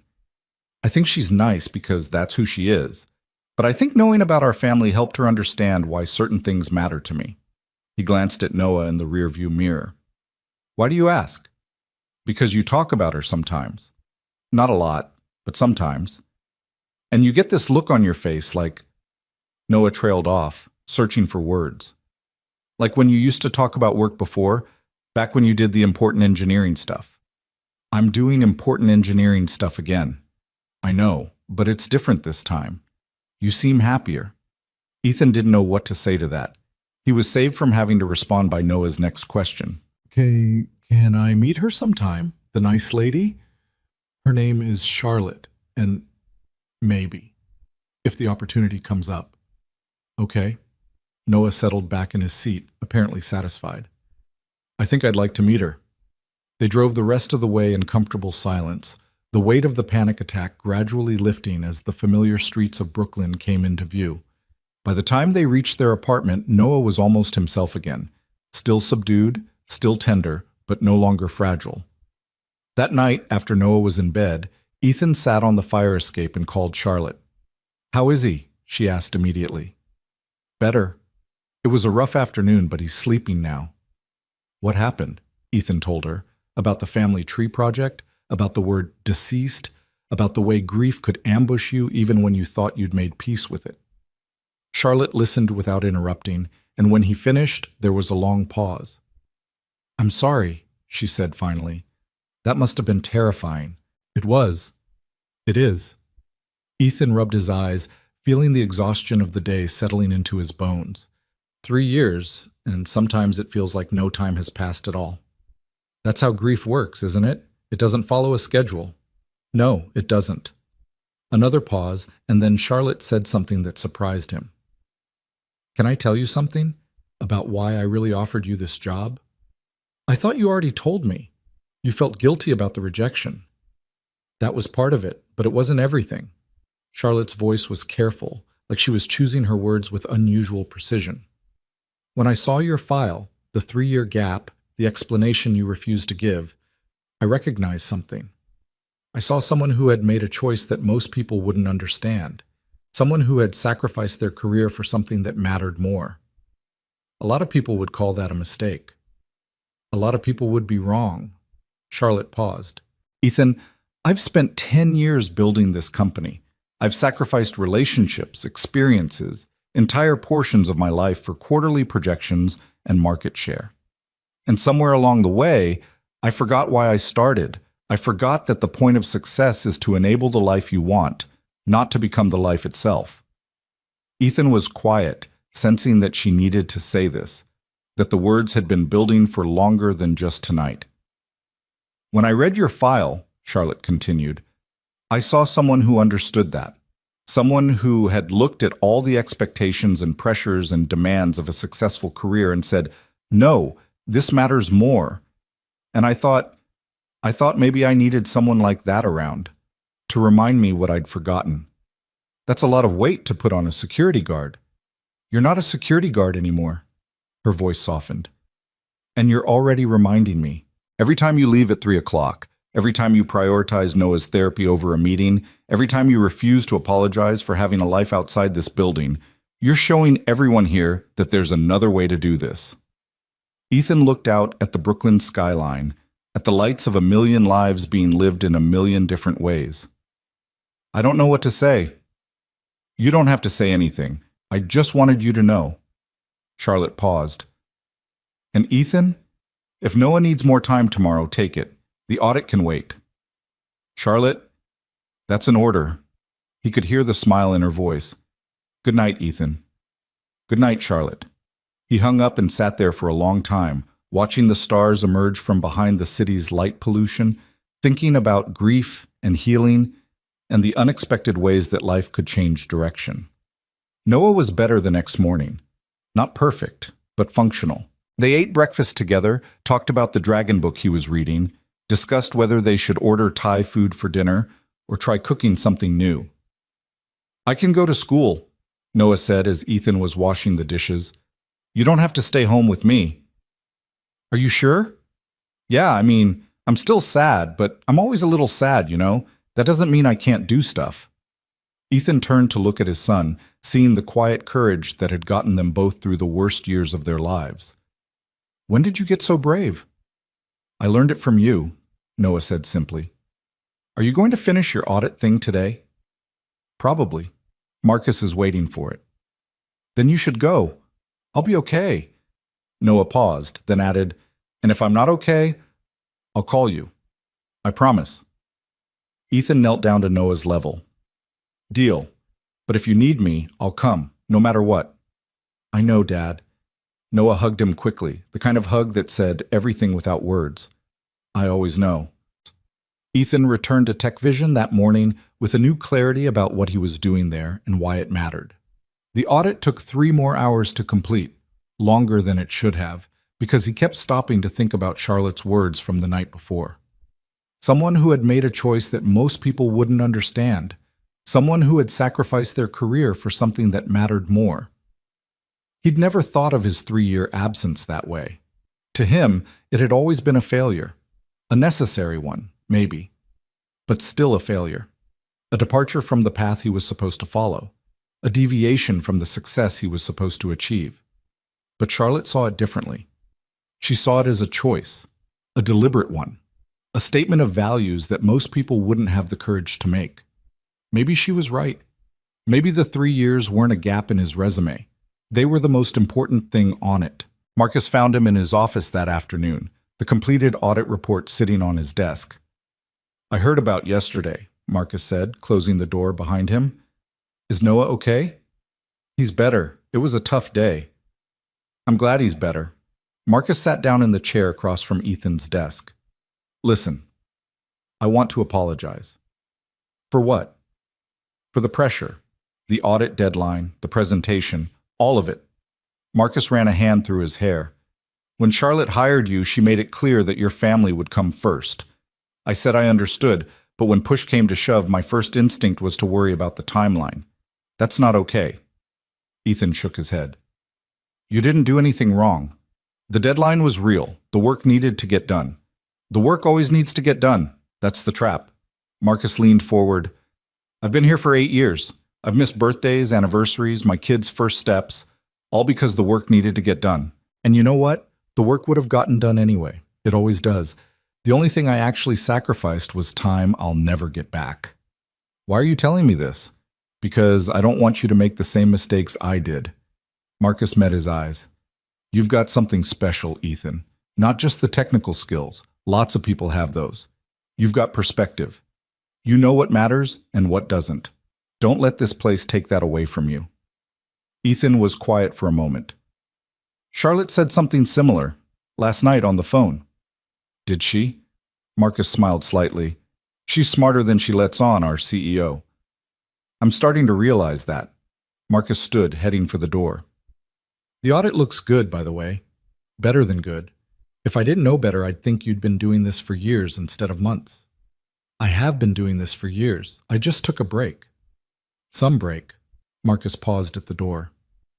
Ethan, I'm glad you came back. The words stayed with Ethan long after Marcus left. I'm glad you came back. Such a simple statement, but it meant more than Marcus probably knew. For 3 years, Ethan had felt like an exile from the life he was supposed to have, cut off from his career, his colleagues, his sense of professional identity. He told himself it was worth it, that Noah was worth any sacrifice, and he'd meant it. But there had always been a part of him that wondered if he'd ever find his way back. Now, sitting in his office at Tech Vision, surrounded by the tools of a trade he'd never stopped loving, he realized that the way back wasn't a return to who he'd been. It was a transformation into someone new, someone who carried the best of both worlds, the technical excellence and the human wisdom, the ambition and the perspective. Charlotte had given him the chance to become that person. The least he could do was become someone worth believing in. The opportunity to prove himself came 2 weeks later on a gray November morning that started like any other. Ethan was reviewing firewall logs when his screen flickered, then went dark, then filled with red warning messages that made his blood run cold. Critical system breach authentication. Servers compromised, data exfiltration in progress. For a moment, everything stopped. Then Ethan's training kicked in, years of experience compressing into a single point of focused action. He pulled out his phone and called Marcus. We're under attack. Active intrusion, authentication servers compromised. I need you to get Charlotte and meet me in the Security Operations Center in 5 minutes. What kind of attack? The bad kind. Move. He hung up and started running, his mind already cataloging what he knew and what he needed to find out. The authentication servers were the keys to the kingdom. If the attackers had those, they could access almost anything. The question was how much damage they'd already done and whether it could be contained. The Security Operations Center was a windowless room on the 32nd floor, filled with screens and servers and the quiet hum of systems that never slept. By the time Ethan arrived, 3 of his team members were already there, their faces pale with the recognition of what was happening. Talk to me, Ethan said, taking his place at the central console. It started 20 minutes ago, said Priya, the junior engineer who'd told Charlotte about lateral thinking. We noticed unusual traffic patterns in the authentication logs, but by the time we flagged it, they were already inside. How far inside? Far. Priya's voice shook slightly. They have access to the executive email servers, the financial systems, the client databases. If they start downloading, they won't. Ethan's voice was calm, certain, the voice of someone who had faced worse than this and survived. Pull up the intrusion signature. Let me see what we're dealing with. Marcus arrived with Charlotte close behind, both of them looking like they'd run most of the way. Charlotte took in the screens, the faces, the atmosphere of controlled panic, and her expression hardened into something Ethan hadn't seen before, the look of a general preparing for battle. What do we know? She asked. Someone bypassed our perimeter security and gained access to the authentication infrastructure, Ethan said, his eyes on the screens. They're using a technique I've seen before. Military-grade intrusion protocols, probably adapted from state-sponsored hacking tools. This isn't a random attack. Someone targeted us specifically. Can you stop them? I can try. Ethan pulled up a series of windows, his fingers flying across the keyboard. But first I need to understand how they got in. If I close the door they used, they might have another one. We need to find all the entry points before we seal any of them. How long? I don't know, hours maybe, could be longer. Charlotte nodded once, decisive. Do what you need to do. I'll handle the board, the lawyers, the communications. You handle the attack. She left, already pulling out her phone, and Ethan felt something settle in his chest. Trust. She trusted him to handle this, to protect everything she'd built, without micromanaging or second-guessing. He turned back to his screens and got to work. The next 4 hours were the most intense of Ethan's professional life. The attackers were good, better than anyone TechVision had faced before. They had multiple entry points, backup plans, and the kind of adaptive strategy that spoke of extensive preparation. Every time Ethan closed one vulnerability, they found another. Every time he blocked one line of attack, they pivoted to something new. But Ethan was better. He worked with a focus that bordered on trance, seeing patterns that others missed, anticipating moves before they were made. His team followed his lead, executing his instructions with growing confidence as they realized that their new colleague wasn't just competent, he was exceptional.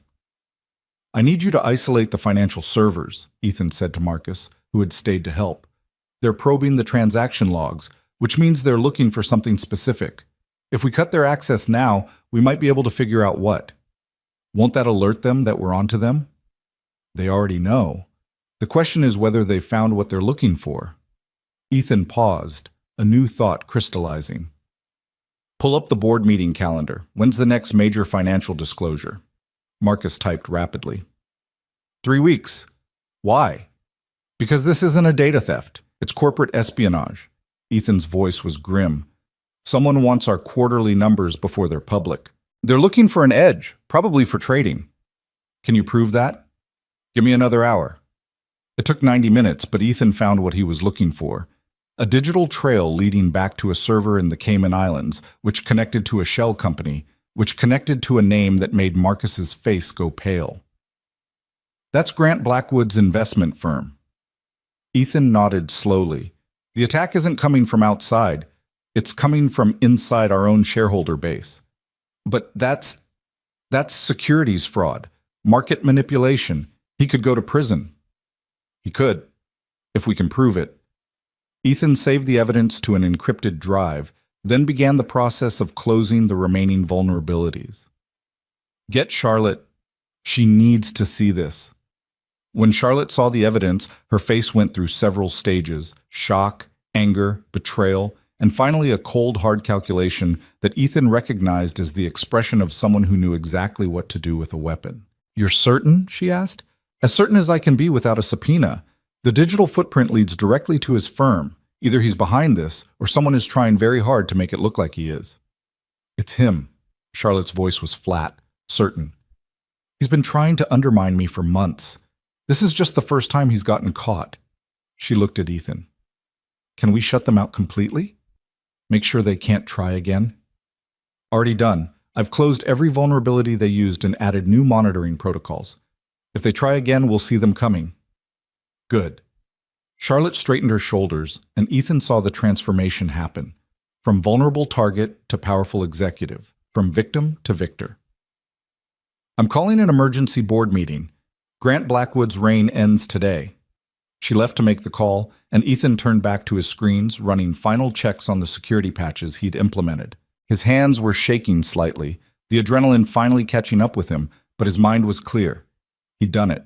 Against all odds, against an attacker with resources and access that should have been overwhelming, he'd protected TechVision and exposed the person responsible. And somewhere in the back of his mind, a quiet voice reminded him that it was almost 3 o'clock. Noah. School pickup. The promise he'd made. Ethan looked at the screens, at the work still left to do, at the evidence that needed to be preserved and the systems that needed to be monitored. Then he looked at his phone, where a single text message waited. How's your day, Dad? Mine was good. See you at pickup. He stood up and grabbed his jacket. Where are you going? Marcus asked, surprised. School pickup. My son's waiting. But the attack, the investigation, Charlotte needs... The attack is contained. The evidence is preserved, and my son needs me more than any of this does. Ethan paused at the door. Call me if there's an emergency. A real emergency. Otherwise, I'll see you tomorrow. He left before Marcus could respond, moving through the building with the purposeful stride of a man who knew exactly where he belonged. Charlotte found him in the lobby, waiting for the elevator. "Marcus told me you're leaving," she said. "For school pickup." "I am." "The investigation can wait. Noah can't." Charlotte studied him for a long moment. This man who had just saved her company from a threat that could have destroyed everything, who was now walking away from the aftermath to pick up his 9-year-old from school. "You're remarkable," she said quietly. "You know that?" "I'm a father. That's not remarkable. That's just what fathers do." "Not all of them." Charlotte stepped closer, and something in her expression shifted. "My father never once chose me over work. Not once. I grew up thinking that was normal, that work always came first, that people who prioritized family were weak or unambitious or somehow less. And now? Now I'm starting to think I had it backwards." She smiled, and it was different from her usual professional expression, warmer, more vulnerable. "Go pick up your son, Ethan. We'll handle things here." "Thank you, Charlotte." "Don't thank me. Just—" She hesitated, like she was about to say something and then thought better of it. "Just give Noah a hug from someone who wishes she'd had a father like you." She turned and walked toward the elevators, leaving Ethan standing in the lobby with something new blooming in his chest, something that felt like the beginning of something he wasn't ready to name. Noah was waiting at the school gates, his backpack slung over one shoulder, his face lighting up when he saw Ethan approaching. "Dad, you came." "I always come." Ethan pulled his son into a hug, breathing in the familiar scent of playground dust and pencil shavings. "How was school?" "Good. Mrs. Patterson said my math test was excellent again. That's twice in 1 month." Noah pulled back, grinning. "How was your day? Did you do cool security stuff?" Ethan thought about the attack, the investigation, the evidence that would probably end Grant Blackwood's career. He thought about Charlotte's face when she saw the proof, about Marcus's shock, about the team that had followed his lead into battle. "Yeah," he said.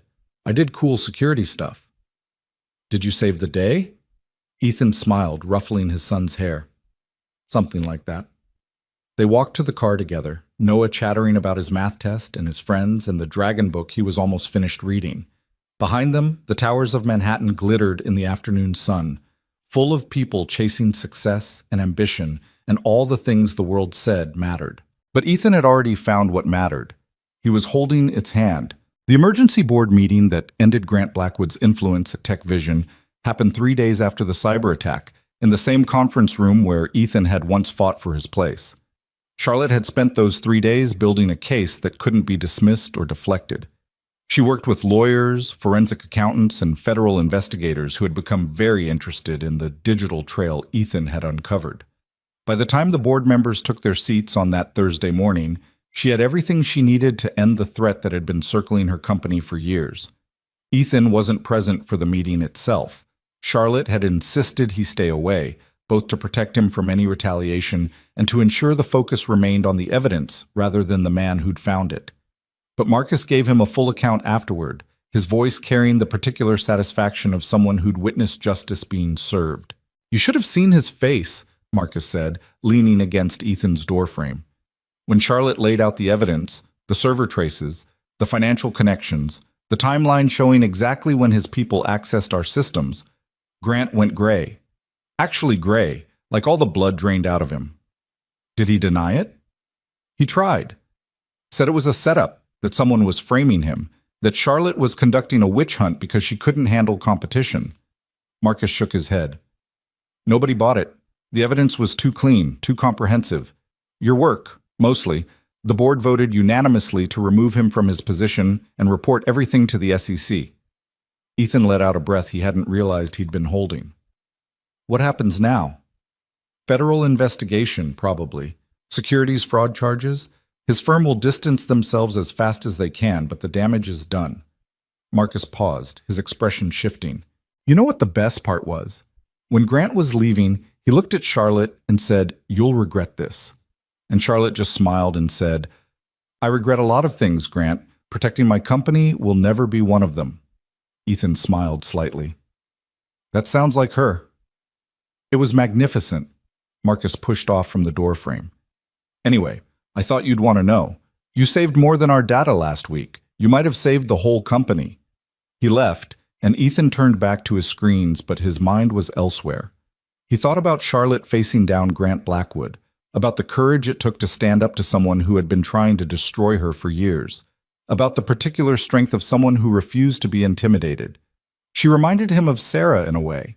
Not in appearance or manner, Sarah had been warm where Charlotte was composed, spontaneous where Charlotte was deliberate, but in the bedrock certainty of who she was and what she believed. Sarah had never wavered in her convictions, never compromised her values for convenience or comfort. Charlotte was the same. It was a dangerous thought. Ethan pushed it away and focused on his work. But the thought kept coming back. Charlotte found herself thinking about Ethan more than she should. It started small, noticing when he arrived each morning, tracking his movements through the building, finding excuses to walk past his office during her daily rounds. She told herself it was professional interest, that she was simply monitoring the performance of a key employee, that any CEO would do the same after their company had been attacked and saved by the same person. But there were moments that didn't fit that narrative. The way she felt when their eyes met across a crowded conference room. The way his voice on the phone at night had become something she looked forward to, a ritual that had grown from professional check-ins to conversations that lasted hours. The way she'd started to notice things about him that had nothing to do with his job performance. The gray in his hair, the lines around his eyes, the particular way he smiled when he talked about Noah. She was 41 years old, the CEO of a company worth billions, and she was developing feelings for her employee like a teenager with a crush. It was inappropriate. It was complicated. It was exactly the kind of thing she'd spent her career avoiding, and she couldn't seem to stop. The first real acknowledgement of what was happening came on a night in late November, during one of their phone calls. They'd been talking for an hour already, about the investigation into Grant, about upcoming changes to the security infrastructure, about a bug Noah had caught at school and was stubbornly refusing to let slow him down.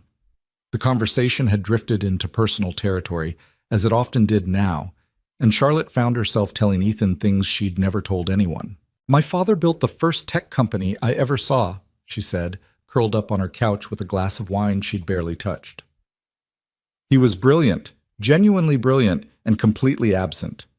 He'd work 80-hour weeks and call it sacrifice, tell us he was doing it all for the family, but the truth was, he preferred the office to home. We were complications to be managed, not people to be loved." "Is that why you never married?" The question was gentle, without judgment, and Charlotte felt something loosen in her chest at the way he asked it. "Partly. I watched my mother spend 30 years waiting for a man who was never really there, and I swore I'd never do the same thing, so I made work my whole life instead." She laughed, but there was no humor in it. Different path to the same loneliness, it turns out. "You're not lonely." "No?" "No." Ethan's voice was quiet, certain. Lonely people don't call their employees at 10 o'clock to talk about everything and nothing. Lonely people don't remember the names of their staff members' children or notice when someone needs a day off before they ask. You're surrounded by people who care about you, Charlotte. You just haven't let yourself see it. Charlotte was quiet for a long moment, feeling the truth of his words settle into places that had been empty for too long. "When did you get so wise?" she asked finally. "I'm not wise. I'm just old enough to recognize the things I used to miss." Ethan paused. "And I've spent a lot of time thinking about what matters since Sarah died. You get perspective when the worst thing imaginable happens, and you survive it. I can't even imagine what that was like. I hope you never have to." His voice softened. "But I'll tell you something I learned from it. Life is shorter than we think, and the things we tell ourselves we'll do someday have a way of never happening. The only time that's real is now." Charlotte set down her wine glass, her heart beating faster than it should. "What are you saying, Ethan?" A long pause. Then, "I'm saying that I think about you more than I should. I'm saying that these phone calls are the best part of my day. I'm saying that I know there are 100 reasons why this is complicated, but I'm tired of letting complications stop me from being honest about how I feel." Charlotte's breath caught. "Ethan, you don't have to say anything. I know the situation. I work for you. There are power dynamics. It's exactly the kind of thing that HR would have a field day with. But you asked me to be honest once, and I've been trying to do that ever since. So here's the honest truth. I have feelings for you, real ones, and I don't know what to do about them. The silence stretched between them, heavy with everything that had been said and everything that hadn't. I have feelings for you too, Charlotte said quietly. I've been trying to ignore them for weeks. Is it working? No. She laughed, and this time there was real humor in it. It's not working at all. What do we do about it? I don't know. I've never been in this situation before. Charlotte paused. But I do know that I don't want to stop talking to you. Whatever else happens, I don't want to lose these conversations. You won't. Whatever else happens, you won't lose me. They talked for another hour after that, but the tone had shifted. Something unspoken had become spoken, and there was no taking it back. When Charlotte finally hung up the phone, it was past midnight, and she lay in bed staring at the ceiling, feeling like her carefully ordered life had just been rearranged in ways she couldn't fully comprehend. She should have been worried, should have been calculating the risks, the complications, the thousand ways this could go wrong. Instead, she was smiling. The shift in their relationship was gradual, almost imperceptible to anyone who wasn't looking for it. Charlotte started finding reasons to stop by Ethan's office, questions about security protocols, updates on the investigation, casual conversations that somehow stretched longer than they should. Ethan started staying late on days when Noah was at therapy, finding reasons to be in the building when Charlotte was working through dinner. Small things accumulated. A cup of tea left on Charlotte's desk, prepared exactly the way she liked it. A note in Ethan's inbox with feedback on a proposal he'd submitted, ending with a smiley face that was completely out of character for the CEO of a billion-dollar company. Looks across conference tables that lasted a beat too long. Accidental touches in elevators that didn't feel accidental at all. The staff noticed, of course. People always noticed. But the whispers were surprisingly kind. Charlotte had been alone for so long that most people seemed happy to see her connecting with someone, and Ethan's reputation had grown to the point where he was seen as a hero rather than a charity case. Marcus was the first to say anything directly. "So," he said, dropping into the chair across from Ethan's desk with elaborate casualness. "You and Charlotte." Ethan kept his eyes on his screen. "What about me and Charlotte?" "Come on, man. I've been watching you two dance around each other for weeks. The whole building's taking bets on when you'll finally admit what everyone else can see." Ethan looked up, his expression carefully neutral. "There's nothing to admit." "Right, and I'm the Queen of England." Marcus leaned forward. "Look, I'm not trying to cause problems. I think it's great, actually. Charlotte's been running herself into the ground for years, and you're the first person I've ever seen make her slow down enough to have a life. But I need to know, are you serious about her?" "Serious? Serious? Not playing games, not caught up in the boss-employee fantasy, not using her for your career. Serious. Because if you hurt her, there are a lot of people in this building who will make your life very difficult." Ethan met Marcus's gaze directly. "I lost my wife 3 years ago. I haven't looked at another woman since. Not because I was trying to be noble, but because I didn't think I was capable of feeling that way again. And then I met Charlotte, and I realized I was wrong." "So you are serious?" "I'm terrified," Ethan corrected, which in my experience means the same thing. Marcus nodded slowly, something in his expression softening. "Good. That's what I needed to hear." He stood to leave, then paused. "For what it's worth, I think you're good for each other. Just be careful. She's been hurt before, even if she doesn't talk about it. So have I." "I know." Marcus smiled slightly. "Maybe that's why it works." The first time Noah met Charlotte was unplanned, like most of the important moments in their story. It was a Friday afternoon in early December, and Ethan's usual babysitter had canceled at the last minute due to a family emergency. Normally, this would have meant leaving work early. Noah was old enough to be alone for short periods, but Ethan didn't like to push it. But there was a critical system update scheduled that Ethan needed to oversee personally. He was pacing his office trying to figure out the logistics when Charlotte appeared in his doorway. "Karen said you looked stressed," she said. "What's going on?" Ethan explained the situation, and Charlotte's response was immediate and unexpected. "Bring him here." "What?" "Bring Noah here. He can hang out in my office while you handle the update. I've got a couch, a TV, and a drawer full of snacks that my assistant keeps stocked for late nights. He'll be fine."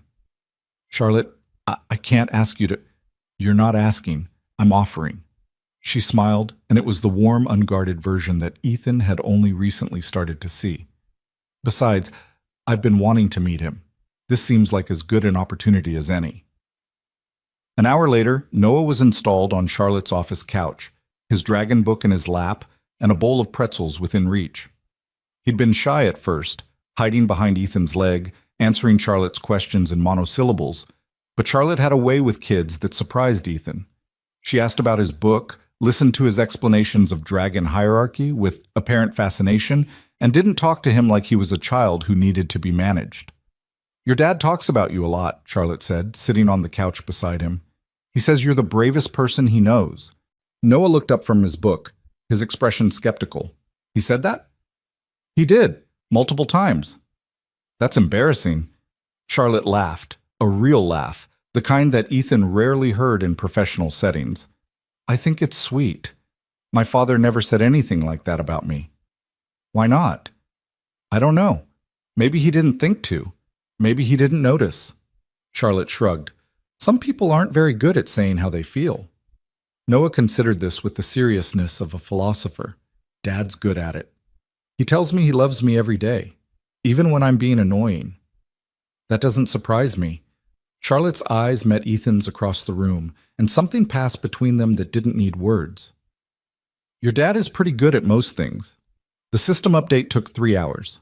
When Ethan finally finished and came to collect Noah, he found his son and Charlotte deep in conversation about the relative merits of different dragon species, with Charlotte arguing passionately for a breed called Spiraling Shadows that Noah insisted was overpowered and needed to be nerfed. "She's wrong," Noah informed Ethan. "Spiraling Shadows have a weakness to ice attacks. Everyone knows that." "I didn't know that," Charlotte admitted. "You'll have to teach me more next time." Noah's face lit up. "Next time, can I come back? Anytime your dad needs to work late, my couch is always available." On the drive home, Noah was quiet for longer than usual. Finally, he said, "Dad, I like Charlotte." "Do you?" "Yeah, she's nice, and she listens when I talk about dragons, even though adults usually get bored." Noah paused. "She looks at you different." Ethan glanced in the rearview mirror. "Different how?" "Like Mom used to look at you. Like you're important." The words hit Ethan harder than he expected. He was quiet for a moment, processing, before he trusted himself to speak. "How do you feel about that?" Noah thought about it. "I think it's good. You've been sad for a long time, Dad, and when you talk about Charlotte, you don't seem as sad." He paused. "Mom wouldn't want you to be sad forever. She'd want you to be happy." "How do you know that?" "Because she loved you. And people who love you want you to be happy, even when they can't be there anymore." Noah's voice was matter-of-fact, but there was wisdom in it that made Ethan's throat tighten. "Can we have pizza for dinner?" "Yeah, buddy, we can have pizza." They drove the rest of the way in comfortable silence, and Ethan found himself thinking about what Noah had said.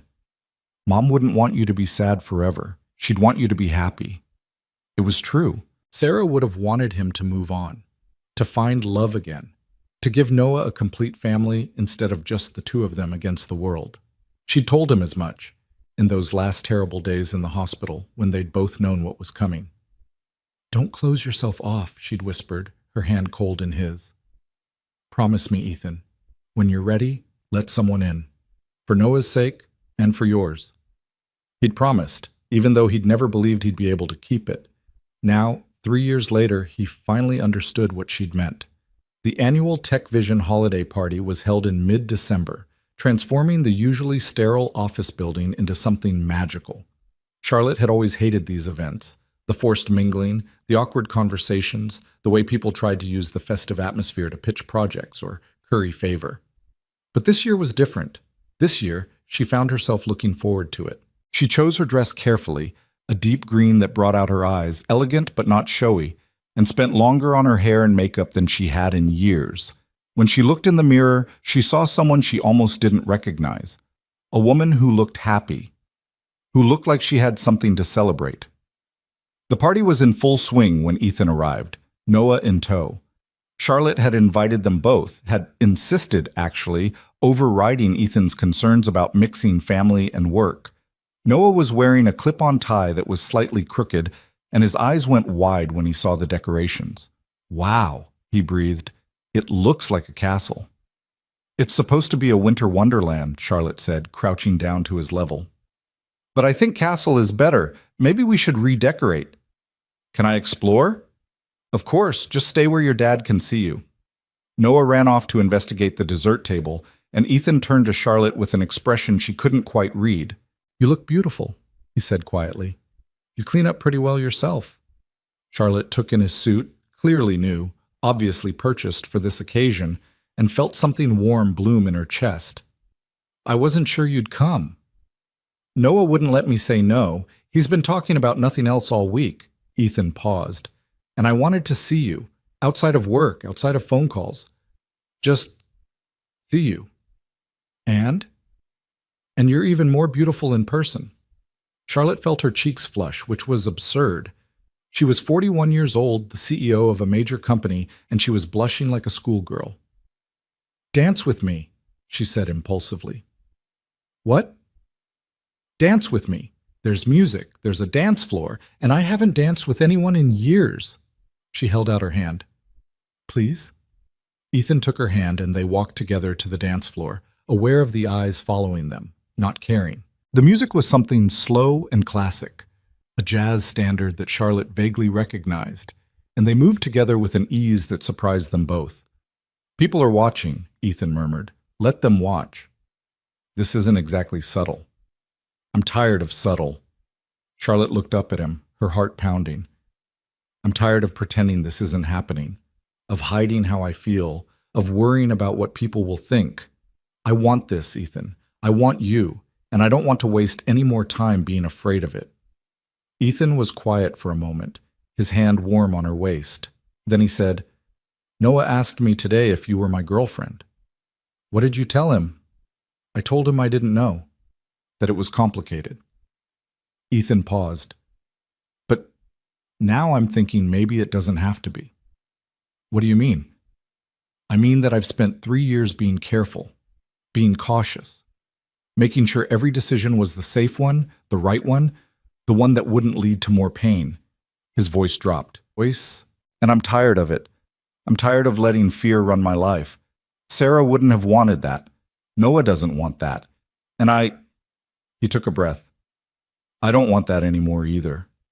Charlotte felt tears prick at her eyes, happy tears, overwhelmed tears, the tears of someone who had spent a lifetime building walls and was finally ready to let them fall.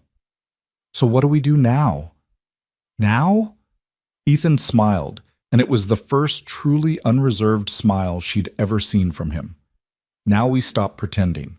Now we tell Noah, tell the company, tell anyone who asks. Now we start building something real." "That's terrifying." "I know, but the best things usually are." Charlotte pulled him closer, resting her head against his chest, feeling his heartbeat against her cheek. Around them, the party continued, music and laughter and the hum of 100 conversations, but in that moment, there was only the two of them. "Okay," she whispered. "Let's stop pretending." They left the dance floor together, hand in hand, and found Noah at the dessert table with chocolate frosting on his chin and a smile that could have lit up Manhattan. "Dad, Charlotte!" He waved them over excitedly. "There's a chocolate fountain, an actual fountain made of chocolate." Charlotte laughed and grabbed a napkin to wipe his face. "I see you found it. It's the best thing I've ever seen." Noah looked up at them, at their joined hands, at the way they were standing so close together. His smile shifted into something knowing, something wise beyond his years. "Are you guys together now? Like, together? Ethan glanced at Charlotte, who nodded slightly. "Yeah, buddy," Ethan said. "We're together. Finally!" Noah rolled his eyes with dramatic exasperation. "I've been waiting for you to figure that out for weeks." "You have?" "Dad, I'm 9, not blind. You smile every time she calls. You talk about her all the time. It was super obvious. He grabbed another strawberry and dipped it in the chocolate fountain. Can we have Christmas at her house? I bet she has a really big tree. Charlotte laughed, wiping happy tears from her eyes. We can talk about Christmas later. Right now, let's just enjoy the party. They spent the rest of the evening together, the three of them, dancing and laughing and eating too much chocolate. People noticed, of course.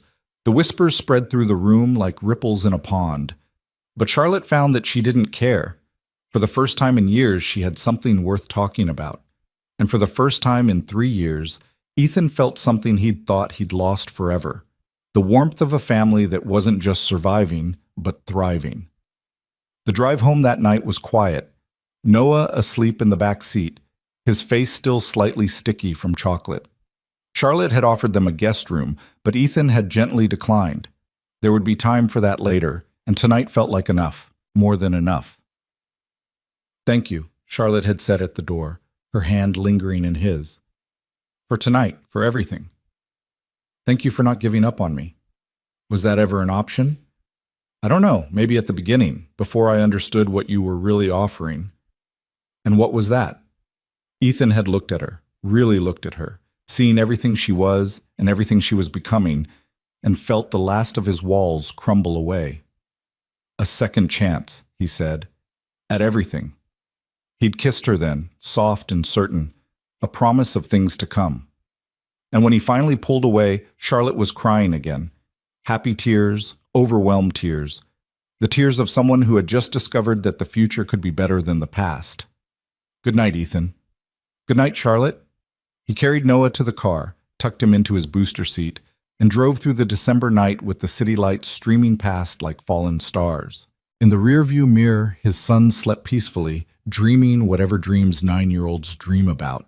And in his chest, for the first time in 3 years, Ethan felt something that wasn't grief or fear or careful, measured hope.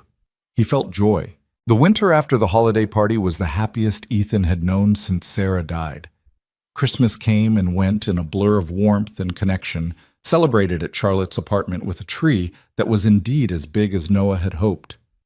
They decorated it together, the three of them, with ornaments that Charlotte had collected over the years, and a few new ones that Ethan and Noah had chosen at a street fair in Brooklyn.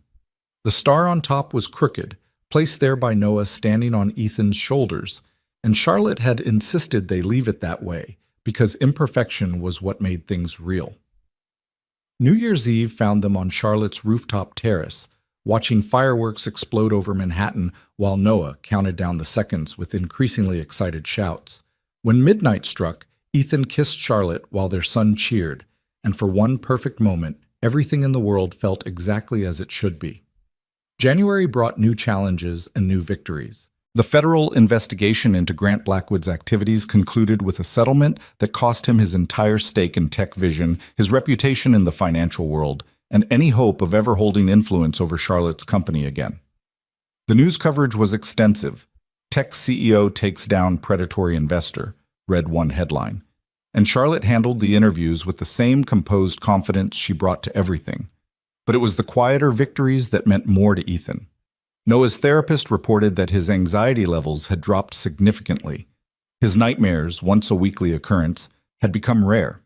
He was making friends at school, participating in class, living the kind of normal childhood that had seemed impossible in the dark years after the accident. He's thriving, Dr. Martinez said during their monthly check-in. Whatever changes you've made in your lives, they're working. Keep doing what you're doing. What they were doing was building a family. It wasn't official, not yet, but the pieces were falling into place. Charlotte started keeping toys in her apartment for Noah's visits. Ethan started keeping a change of clothes in her closet. They fell into routines without planning them. Sunday brunches at the diner near Charlotte's building, Wednesday dinners at Ethan's apartment, Saturday adventures to museums and parks, and anywhere else Noah wanted to explore. The staff at Tech Vision adapted to the new reality with surprising grace. Charlotte had been prepared for awkwardness, for whispers, for the inevitable complications of an office romance between CEO and senior employee. Instead, she found support. People seemed genuinely happy for them, or at least wise enough to keep any objections to themselves. Marcus summed it up best during a meeting in late January. "You're both better at your jobs since this started," he said. "More focused, more energetic, more human. I don't know what love does to brain chemistry, but whatever it is, it's working." "That's very scientific of you," Charlotte said dryly. "I'm an engineer. I work with what the data tells me." February brought Valentine's Day and Ethan's first real date with Charlotte. Just the two of them, without Noah, without work obligations, without the constant presence of other people. He'd arranged everything himself: reservations at a restaurant he couldn't quite afford, flowers delivered to her office, a card that he'd spent 3 days writing because the words needed to be perfect. The card said, "1 year ago, I was a security guard who paid for a stranger's coffee. Now I'm the luckiest man in the world. Thank you for seeing what was worth saving." Charlotte cried when she read it. Then she kissed him so thoroughly that they almost missed their reservation. At dinner, over candlelight and wine that cost more than Ethan's weekly grocery budget, Charlotte told him something she'd been thinking about for weeks. "I want to announce a new initiative," she said, "a second-door hiring program. We'd actively recruit people with non-traditional backgrounds, employment gaps, circumstances that other companies use as automatic disqualifications. It would be a real commitment, not just PR, but actual resources, actual positions, actual opportunities." "That sounds ambitious. It sounds necessary." Charlotte's eyes met his. "You changed this company, Ethan. You changed it by being here, by being yourself, by proving that the traditional metrics we use to evaluate people are incomplete at best and actively harmful at worst. I want to institutionalize that change. Make it part of who we are. And you're telling me this because I want you to help design it. You understand what people in those situations need better than anyone else at TechVision. The practical support, the flexibility, the respect." She paused. "And because I want to name it after you." Ethan's fork stopped halfway to his mouth. "What?" "The Cole Initiative. That's what I want to call it." "Charlotte, I can't. That's too much." "It's not enough." Charlotte reached across the table and took his hand. "You saved my company from a cyber attack. You exposed the man who was trying to destroy everything I built. You showed me what it means to be a leader who actually cares about people. Naming a program after you is the least I can do." Ethan was quiet for a long moment, processing. Finally, he said, "Sarah would have liked you." "You think so?" "I know so. She was always telling me to use my skills for good, to find ways to help people who needed it. She would have loved this idea."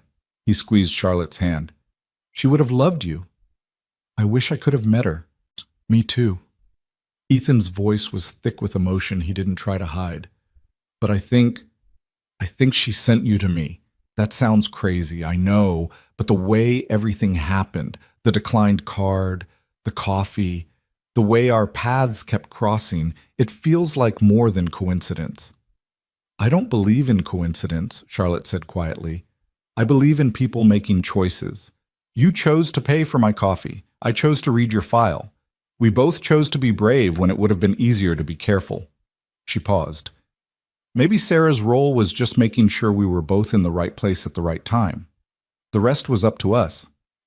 They finished dinner talking about the future, not in abstract terms, but in specific plans and concrete timelines. The Cole Initiative would launch in March. Ethan would be promoted to Chief Technology Officer in April.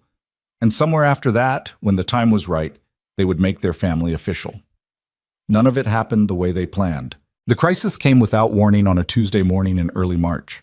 Ethan was in his office when his phone rang, not his work phone, but the one he kept in his pocket for emergencies, the one whose number was only known to Noah's school, his therapist, and Charlotte.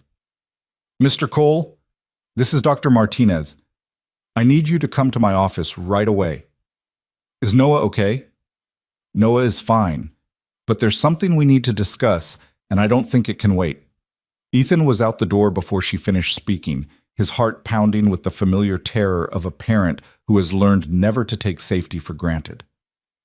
The drive to Dr. Martinez's office took 20 minutes that felt like hours, every red light a personal insult, every slow driver a cosmic joke. Noah was in the waiting room when Ethan arrived, looking small and confused and not quite meeting his father's eyes. "Hey, buddy." Ethan knelt down to his level. What's going on? I did something, Noah whispered. Something bad. Before Ethan could respond, Dr. Martinez opened her office door. Mr. Cole, please come in, both of you. The story came out in pieces, pulled from Noah like thorns from a wound. It had started 2 weeks ago, when a substitute teacher had asked the class to write about their families. Noah had written about his mother and sister, not in the past tense, but in the present. He'd described Emma's laugh, Sarah's cooking, the way their house smelled on Sunday mornings. He'd written about them as if they were still alive. The substitute teacher, not knowing the situation, had praised the essay, had held it up as an example of vivid writing, had made Noah read it out loud to the class. And Noah, caught between the truth and the fiction he'd created, had said nothing. For 2 weeks, he'd maintained the lie, had answered questions about his mother and sister with invented details, had created an elaborate fantasy in which the accident had never happened, in which his family was still whole, in which he was still the boy he'd been before everything fell apart. I know it was wrong, Noah said, his voice barely audible. I know I shouldn't have lied, but when Mrs. Davidson asked about my family, I couldn't say the words. I couldn't say they're dead, so I said something else. And then I had to keep saying something else, and something else. And now everyone thinks I have a mom and a sister, and I don't know how to make it stop. Ethan's heart broke in ways he hadn't known were still possible. Oh, buddy. He pulled Noah into his arms, holding him tight. It's okay. We're going to figure this out. You're not mad. I'm not mad. I'm sad, and I'm worried, and I wish you'd told me sooner, but I'm not mad. Ethan pulled back to look at his son's face. Why didn't you tell me? Because you're finally happy. Noah's eyes filled with tears. You have Charlotte now and the new job, and you smile all the time instead of just pretending. I didn't want to ruin it. I didn't want you to be sad again because of me. The words hit Ethan like a physical blow. For 3 years, he'd been so focused on keeping Noah safe that he'd never considered the weight his son was carrying, the pressure of being the reason his father smiled, the fear of becoming a burden, the desperate need to protect the parent who was supposed to be protecting him. Noah, listen to me. Ethan's voice was fierce with the intensity of his love. You could never ruin anything. You are the best thing in my life. You are the reason I get up every morning, the reason I keep trying, the reason I found the strength to build a new life after losing your mom and Emma. You don't owe me your happiness. Your job isn't to make me smile. Your job is to be a kid, to struggle and grow and make mistakes and learn from them. That's all. That's everything. Noah was crying now, deep, racking sobs that shook his whole body. Ethan held him through it, rocking him gently, letting him release the grief and fear and guilt that had been building for longer than either of them had realized. Dr. Martinez watched them with professional compassion. When Noah's sobs finally subsided, she spoke quietly. This is a breakthrough, not a setback. Noah's been carrying this alone because he didn't think he could share it. The fact that it came out, even in this way, means he trusts that he'll still be loved on the other side of the truth. She paused. But he's going to need extra support over the coming weeks, and he's going to need to see you be vulnerable too, Mr. Cole. He needs to know that it's okay to not be okay, that the adults in his life struggle too, and that struggling doesn't mean failing. What do I do? Be honest with him about your own grief, your own fears, your own moments of weakness. Show him that strength isn't the absence of pain, it's the willingness to keep going despite it. Dr. Martinez smiled gently, and maybe introduce him to Charlotte in a different way, not as Dad's girlfriend, but as someone who's becoming part of the family, someone who also gets to struggle and make mistakes and be loved anyway. That night, Ethan called Charlotte and told her everything. She listened without interrupting, her silence heavy with the weight of what she was hearing. When he finished, there was a long pause. I'm coming over, she said. Charlotte, you don't have to. I want to. Noah needs to see that the people who love him show up when things are hard, not just when things are easy. Her voice softened. And I need you to know that this doesn't change anything. I knew what I was getting into when I fell in love with you. I knew there would be hard days, complicated days, days when the grief came back and threatened to swallow everything. I'm not going anywhere. She arrived an hour later with takeout Chinese food and a stuffed dragon that she'd bought at a toy store on the way. "I know you're too old for stuffed animals," she said, handing it to Noah. "But I also know that sometimes it helps to have something to hold when things are scary. This one's name is Charlie. He's very brave, but he also gets scared sometimes, just like real dragons." Noah took the dragon with careful hands, examining it like it held secrets. "Did you know about real dragons, like in my book?" "I know a little bit. Your dad told me you're the expert, though." Charlotte sat down on the couch beside him. "Maybe you could teach me sometime?" "Maybe." Noah clutched Charlie to his chest. "Charlotte, can I ask you something?" "Anything." "Do you think my mom would be okay with you being here, like with you and my dad being together?" Charlotte's breath caught, but she didn't look away from Noah's searching eyes. "I think your mom would want your dad to be happy. I think she would want you to have a full, loving family with people who care about you and show up for you and help you through the hard times. And I think—" She paused, choosing her words carefully. "I think she would want me to love you both the best way I know how. Not to replace her, no one could ever do that, but to add more love to your lives. To be another person in your corner." "Do you love my dad?" "Yes, very much." "Do you love me?" Charlotte felt tears prick at her eyes. "Yes, Noah. I love you too." Noah was quiet for a long moment. Then he said, "I love you too, Charlotte. Is that okay?" "That's more than okay." Charlotte pulled him into a hug, and for the first time since the session with Dr. Martinez, Noah relaxed completely. "That's everything." They ate Chinese food together on the living room floor, talking about dragons and school and nothing important. Noah fell asleep with his head in Charlotte's lap, Charlie the dragon tucked under his arm, and Ethan watched them with an expression that Charlotte couldn't quite read. "What are you thinking?" she asked quietly. "I'm thinking about what Dr. Martinez said, about showing Noah that adults struggle too." Ethan paused. "I've been so focused on being strong for him that I forgot he needs to see me be human. He needs to know that grief doesn't make you weak, that asking for help doesn't make you a burden, that love can hold all of it, the good and the bad, the joy and the pain. So show him." "I'm going to." Ethan looked at Charlotte with something new in his eyes, not just love, but a kind of fierce determination. "And I'm going to show him something else too." "What's that?" "That when you find the right person, you don't let fear stop you from building a life with them." He took a breath. "Charlotte, I know this isn't the moment I planned. I was going to wait until the coal initiative launched, until everything was stable, until the timing was perfect. But I'm starting to realize that perfect timing is a myth. The only time that's real is now." Charlotte's heart began to pound. "Ethan, what are you—" "I love you. I love the way you see the world, the way you fight for what's right, the way you showed up tonight without hesitation, because my son needed to know he was loved. I love that you let me be who I am, a father first, always, and that you never once made me feel like that was a problem. Ethan, I don't have a ring. I don't have a speech prepared. I just have the truth." He met her eyes, and she saw everything there, the grief and the healing, the fear and the courage, the love that had grown from a declined card and a crumpled $10 bill. "Will you marry me?" Charlotte looked at him, at Noah sleeping peacefully in her lap, at the small apartment that had become more of a home than her penthouse had ever been. She thought about all the reasons to be cautious, to wait, to make sure everything was in place before taking such a significant step. Then she thought about what Ethan had said. The only time that's real is now. "Yes," she whispered. "Yes, I'll marry you." They kissed over Noah's sleeping form, soft and certain and full of promise. And when Noah stirred and asked what was happening, Ethan told him the truth. Charlotte said, "Yes, buddy, we're going to be a family."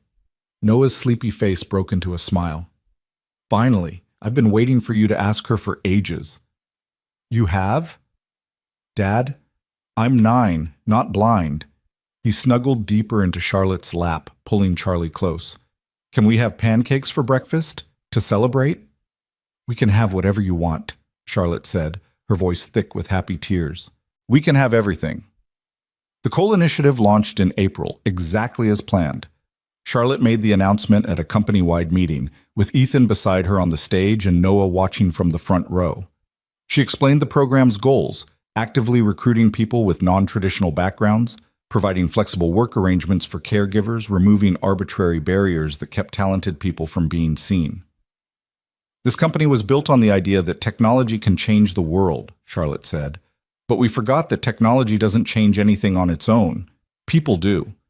And the more diverse our people are, in their backgrounds, their experiences, their perspectives, the better equipped we are to build something truly meaningful.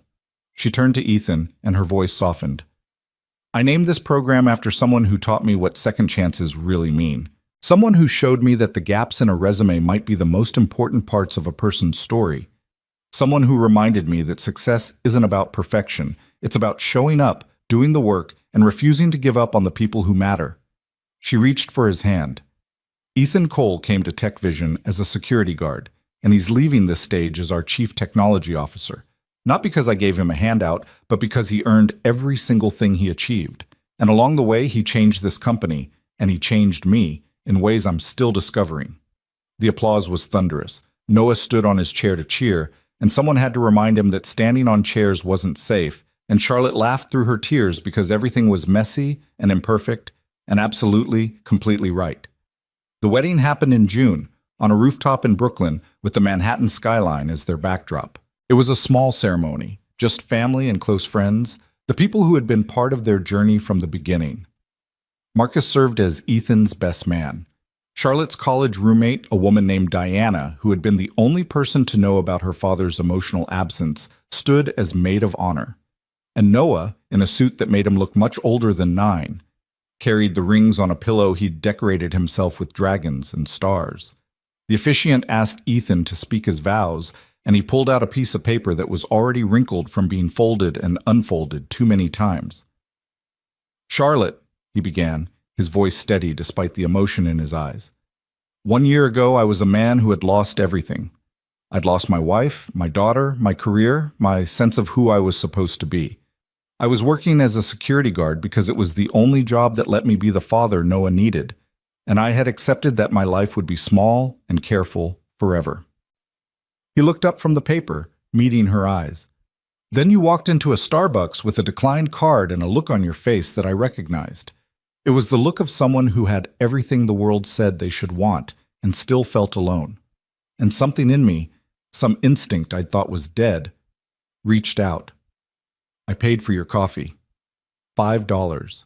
The most important investment I ever made. A soft laugh rippled through the crowd. You gave me my career back, but that's not why I love you. You gave me a family, but that's not why I love you either. I love you because you see people, not their resumes or their circumstances or their failures, but the actual human beings underneath. You saw me when I was invisible. You believed in me when I'd stopped believing in myself. And you showed me that grief doesn't have to be the end of the story. It can be the beginning of a new one. He folded the paper and tucked it away. I promise to love you with everything I have and everything I am. I promise to be your partner, your champion, your safe place when the world is too much. I promise to remind you that you're not alone every single day for the rest of our lives. And I promise that no matter what happens, I will always choose us, you and me and Noah, over everything else. Charlotte was crying. So was half the audience. Even Noah was wiping his eyes, though he would later insist it was allergies. Ethan, Charlotte said when it was her turn, her voice thick but clear. I spent 41 years building walls. I told myself I was being strong, being independent, being the kind of person who didn't need anyone. But the truth is, I was terrified. Terrified of needing someone and having them leave. Terrified of being vulnerable and getting hurt. Terrified of loving someone so much that losing them would break me. She reached out and took his hands.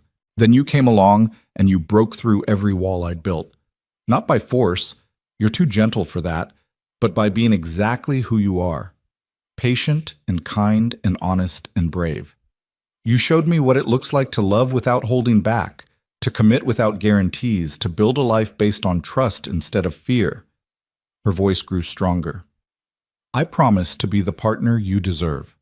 I promise to support your dreams and celebrate your victories and hold you through the hard times. I promise to love Noah like my own, to be there for him in every way a parent should be. And I promise that no matter how scary it gets, no matter how uncertain the future seems, I will never stop choosing us." The officiant pronounced them married, and Ethan kissed Charlotte while Noah cheered and the sun set over Manhattan, painting the sky in shades of gold and rose and infinite possibility. At the reception, Noah gave a toast that no one was expecting. He stood on a chair. Someone had apparently given up on enforcing the chair-standing rule, and clinked his fork against his glass until everyone was quiet. Hi," he said, his voice small but determined. "I'm Noah. I'm 9, and I wanted to say something about my dad and Charlotte." The crowd fell silent. 3 years ago, my mom and my sister died. It was the worst thing that ever happened. My dad and I were really sad for a long time, and sometimes I thought we would be sad forever." He took a breath. "But then Charlotte came. Not to replace my mom, nobody could do that, but to add more love to our family. And that's when I learned something important." He looked at Ethan and Charlotte, his eyes bright with the particular wisdom of children who have survived loss. "Love doesn't run out. It's not like a piggy bank where you only have so much, and if you spend it all, you don't have any left.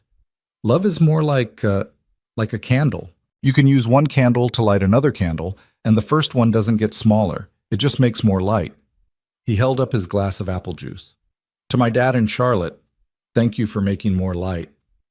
The applause was different this time, softer, more reverent, the kind of sound people make when they've witnessed something profound.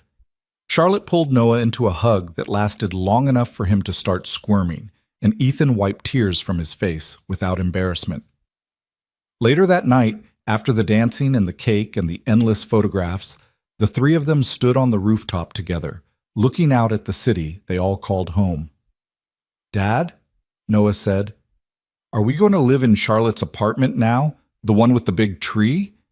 "We're going to find a new place," Ethan said.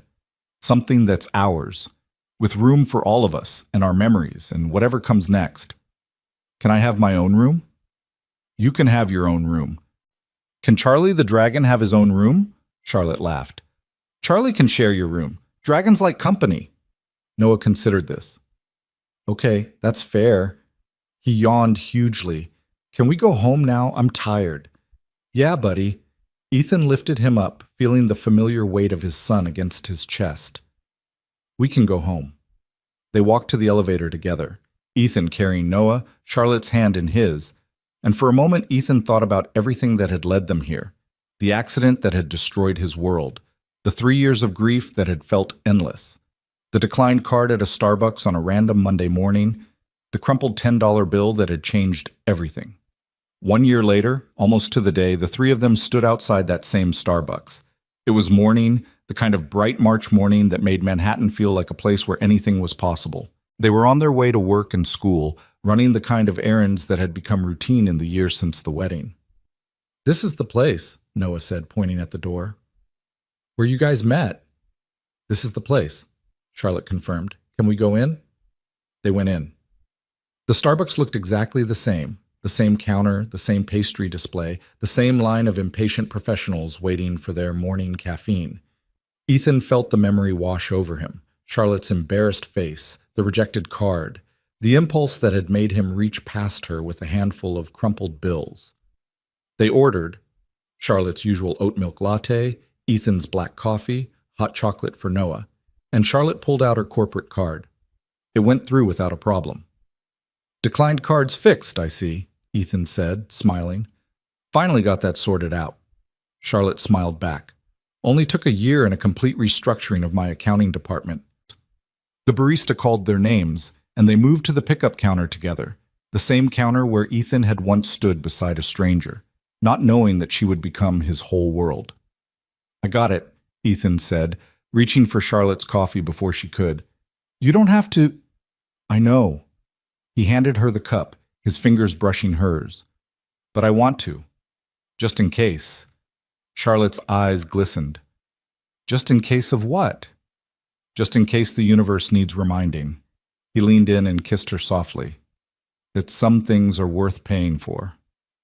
They walked out into the Manhattan morning together, not just two people anymore, but a family. Noah ran ahead, excited about something he'd seen in a store window. Charlotte and Ethan followed more slowly, their hands intertwined, their steps matched. "You know what I was thinking?" Charlotte said. "What?" "A year ago, if someone had told me that my life would be completely different, that I would be married, that I would have a son, that I would be happier than I ever thought possible, I would have said they were crazy. And now? Now I think maybe the craziest thing was believing I could be happy alone." She squeezed his hand. "Thank you, Ethan, for paying for my coffee, for not giving up on me, for showing me what love can be." "Thank you for seeing me," Ethan said quietly, when no one else did. They caught up with Noah, who was pressed against a toy store window, pointing excitedly at a display of stuffed dragons. "Look, they have a Charlie! They have a whole dragon family," Charlotte observed. "Should we get some friends for Charlie?" Noah's face lit up. "Can we?" "We can do whatever we want," Ethan said. "We're a family." They went into the toy store together, emerging 10 minutes later with 3 new dragons, one for Noah, one for Charlotte's office, and one that Noah insisted should live in Ethan's desk at work so he doesn't get lonely when we're at school. The morning sun was warm on their faces as they walked toward their separate destinations. Noah to school, Ethan and Charlotte to Tech Vision, all of them to the lives they were building together. "Same time tomorrow?" Charlotte asked at the corner where they would part ways. "Same time always," Ethan said. He kissed her goodbye, then knelt down to Noah's level. "Have a good day, buddy. I love you." "I love you too, Dad." Noah hugged him tight. "And tell Marcus that dragons are definitely not overpowered. He's wrong about that." "I'll pass along the message." Ethan watched them go, his son and his wife walking together toward the school bus stop, their shadows stretching long in the morning light. Charlotte was holding Noah's hand, laughing at something he'd said, looking more beautiful than she had any right to be on a random Tuesday morning. "This," Ethan thought, "this is what I almost missed. This is what grief almost stole from me. This is what a crumpled $10 bill bought. A family. A future. A second chance at everything." He turned and walked toward Tech Vision Tower, where his work waited, where the Coal Initiative was already changing lives, where Marcus would want to hear about the dragons and the breakfast and all the small, perfect moments that made up a happy life. Behind him, the Starbucks continued its morning business, serving coffee to strangers who might or might not be meeting their futures. And somewhere in the universe, perhaps, Sarah Cole smiled at the family her husband had found. Not a replacement for what he'd lost, but a continuation of the love she'd wanted for him all along. The declined card that had embarrassed a CEO and brought a security guard out of the shadows had built something beautiful, something lasting, something real. And the story that began with a $5 cup of coffee ended with something worth infinitely more. The simple, extraordinary miracle of being chosen, of being loved, of walking into an uncertain future with people who would never let you face it alone. Ethan Cole had learned in the hardest possible way that life could be brutal and unfair and full of losses that never fully healed. But he had also learned something else, something that changed everything. That second chances were real, that love could grow from the most unexpected places, and that sometimes when everything seemed lost, the universe had a way of putting you exactly where you needed to be. All you had to do was show up. All you had to do was pay attention. All you had to do was be brave enough to say yes.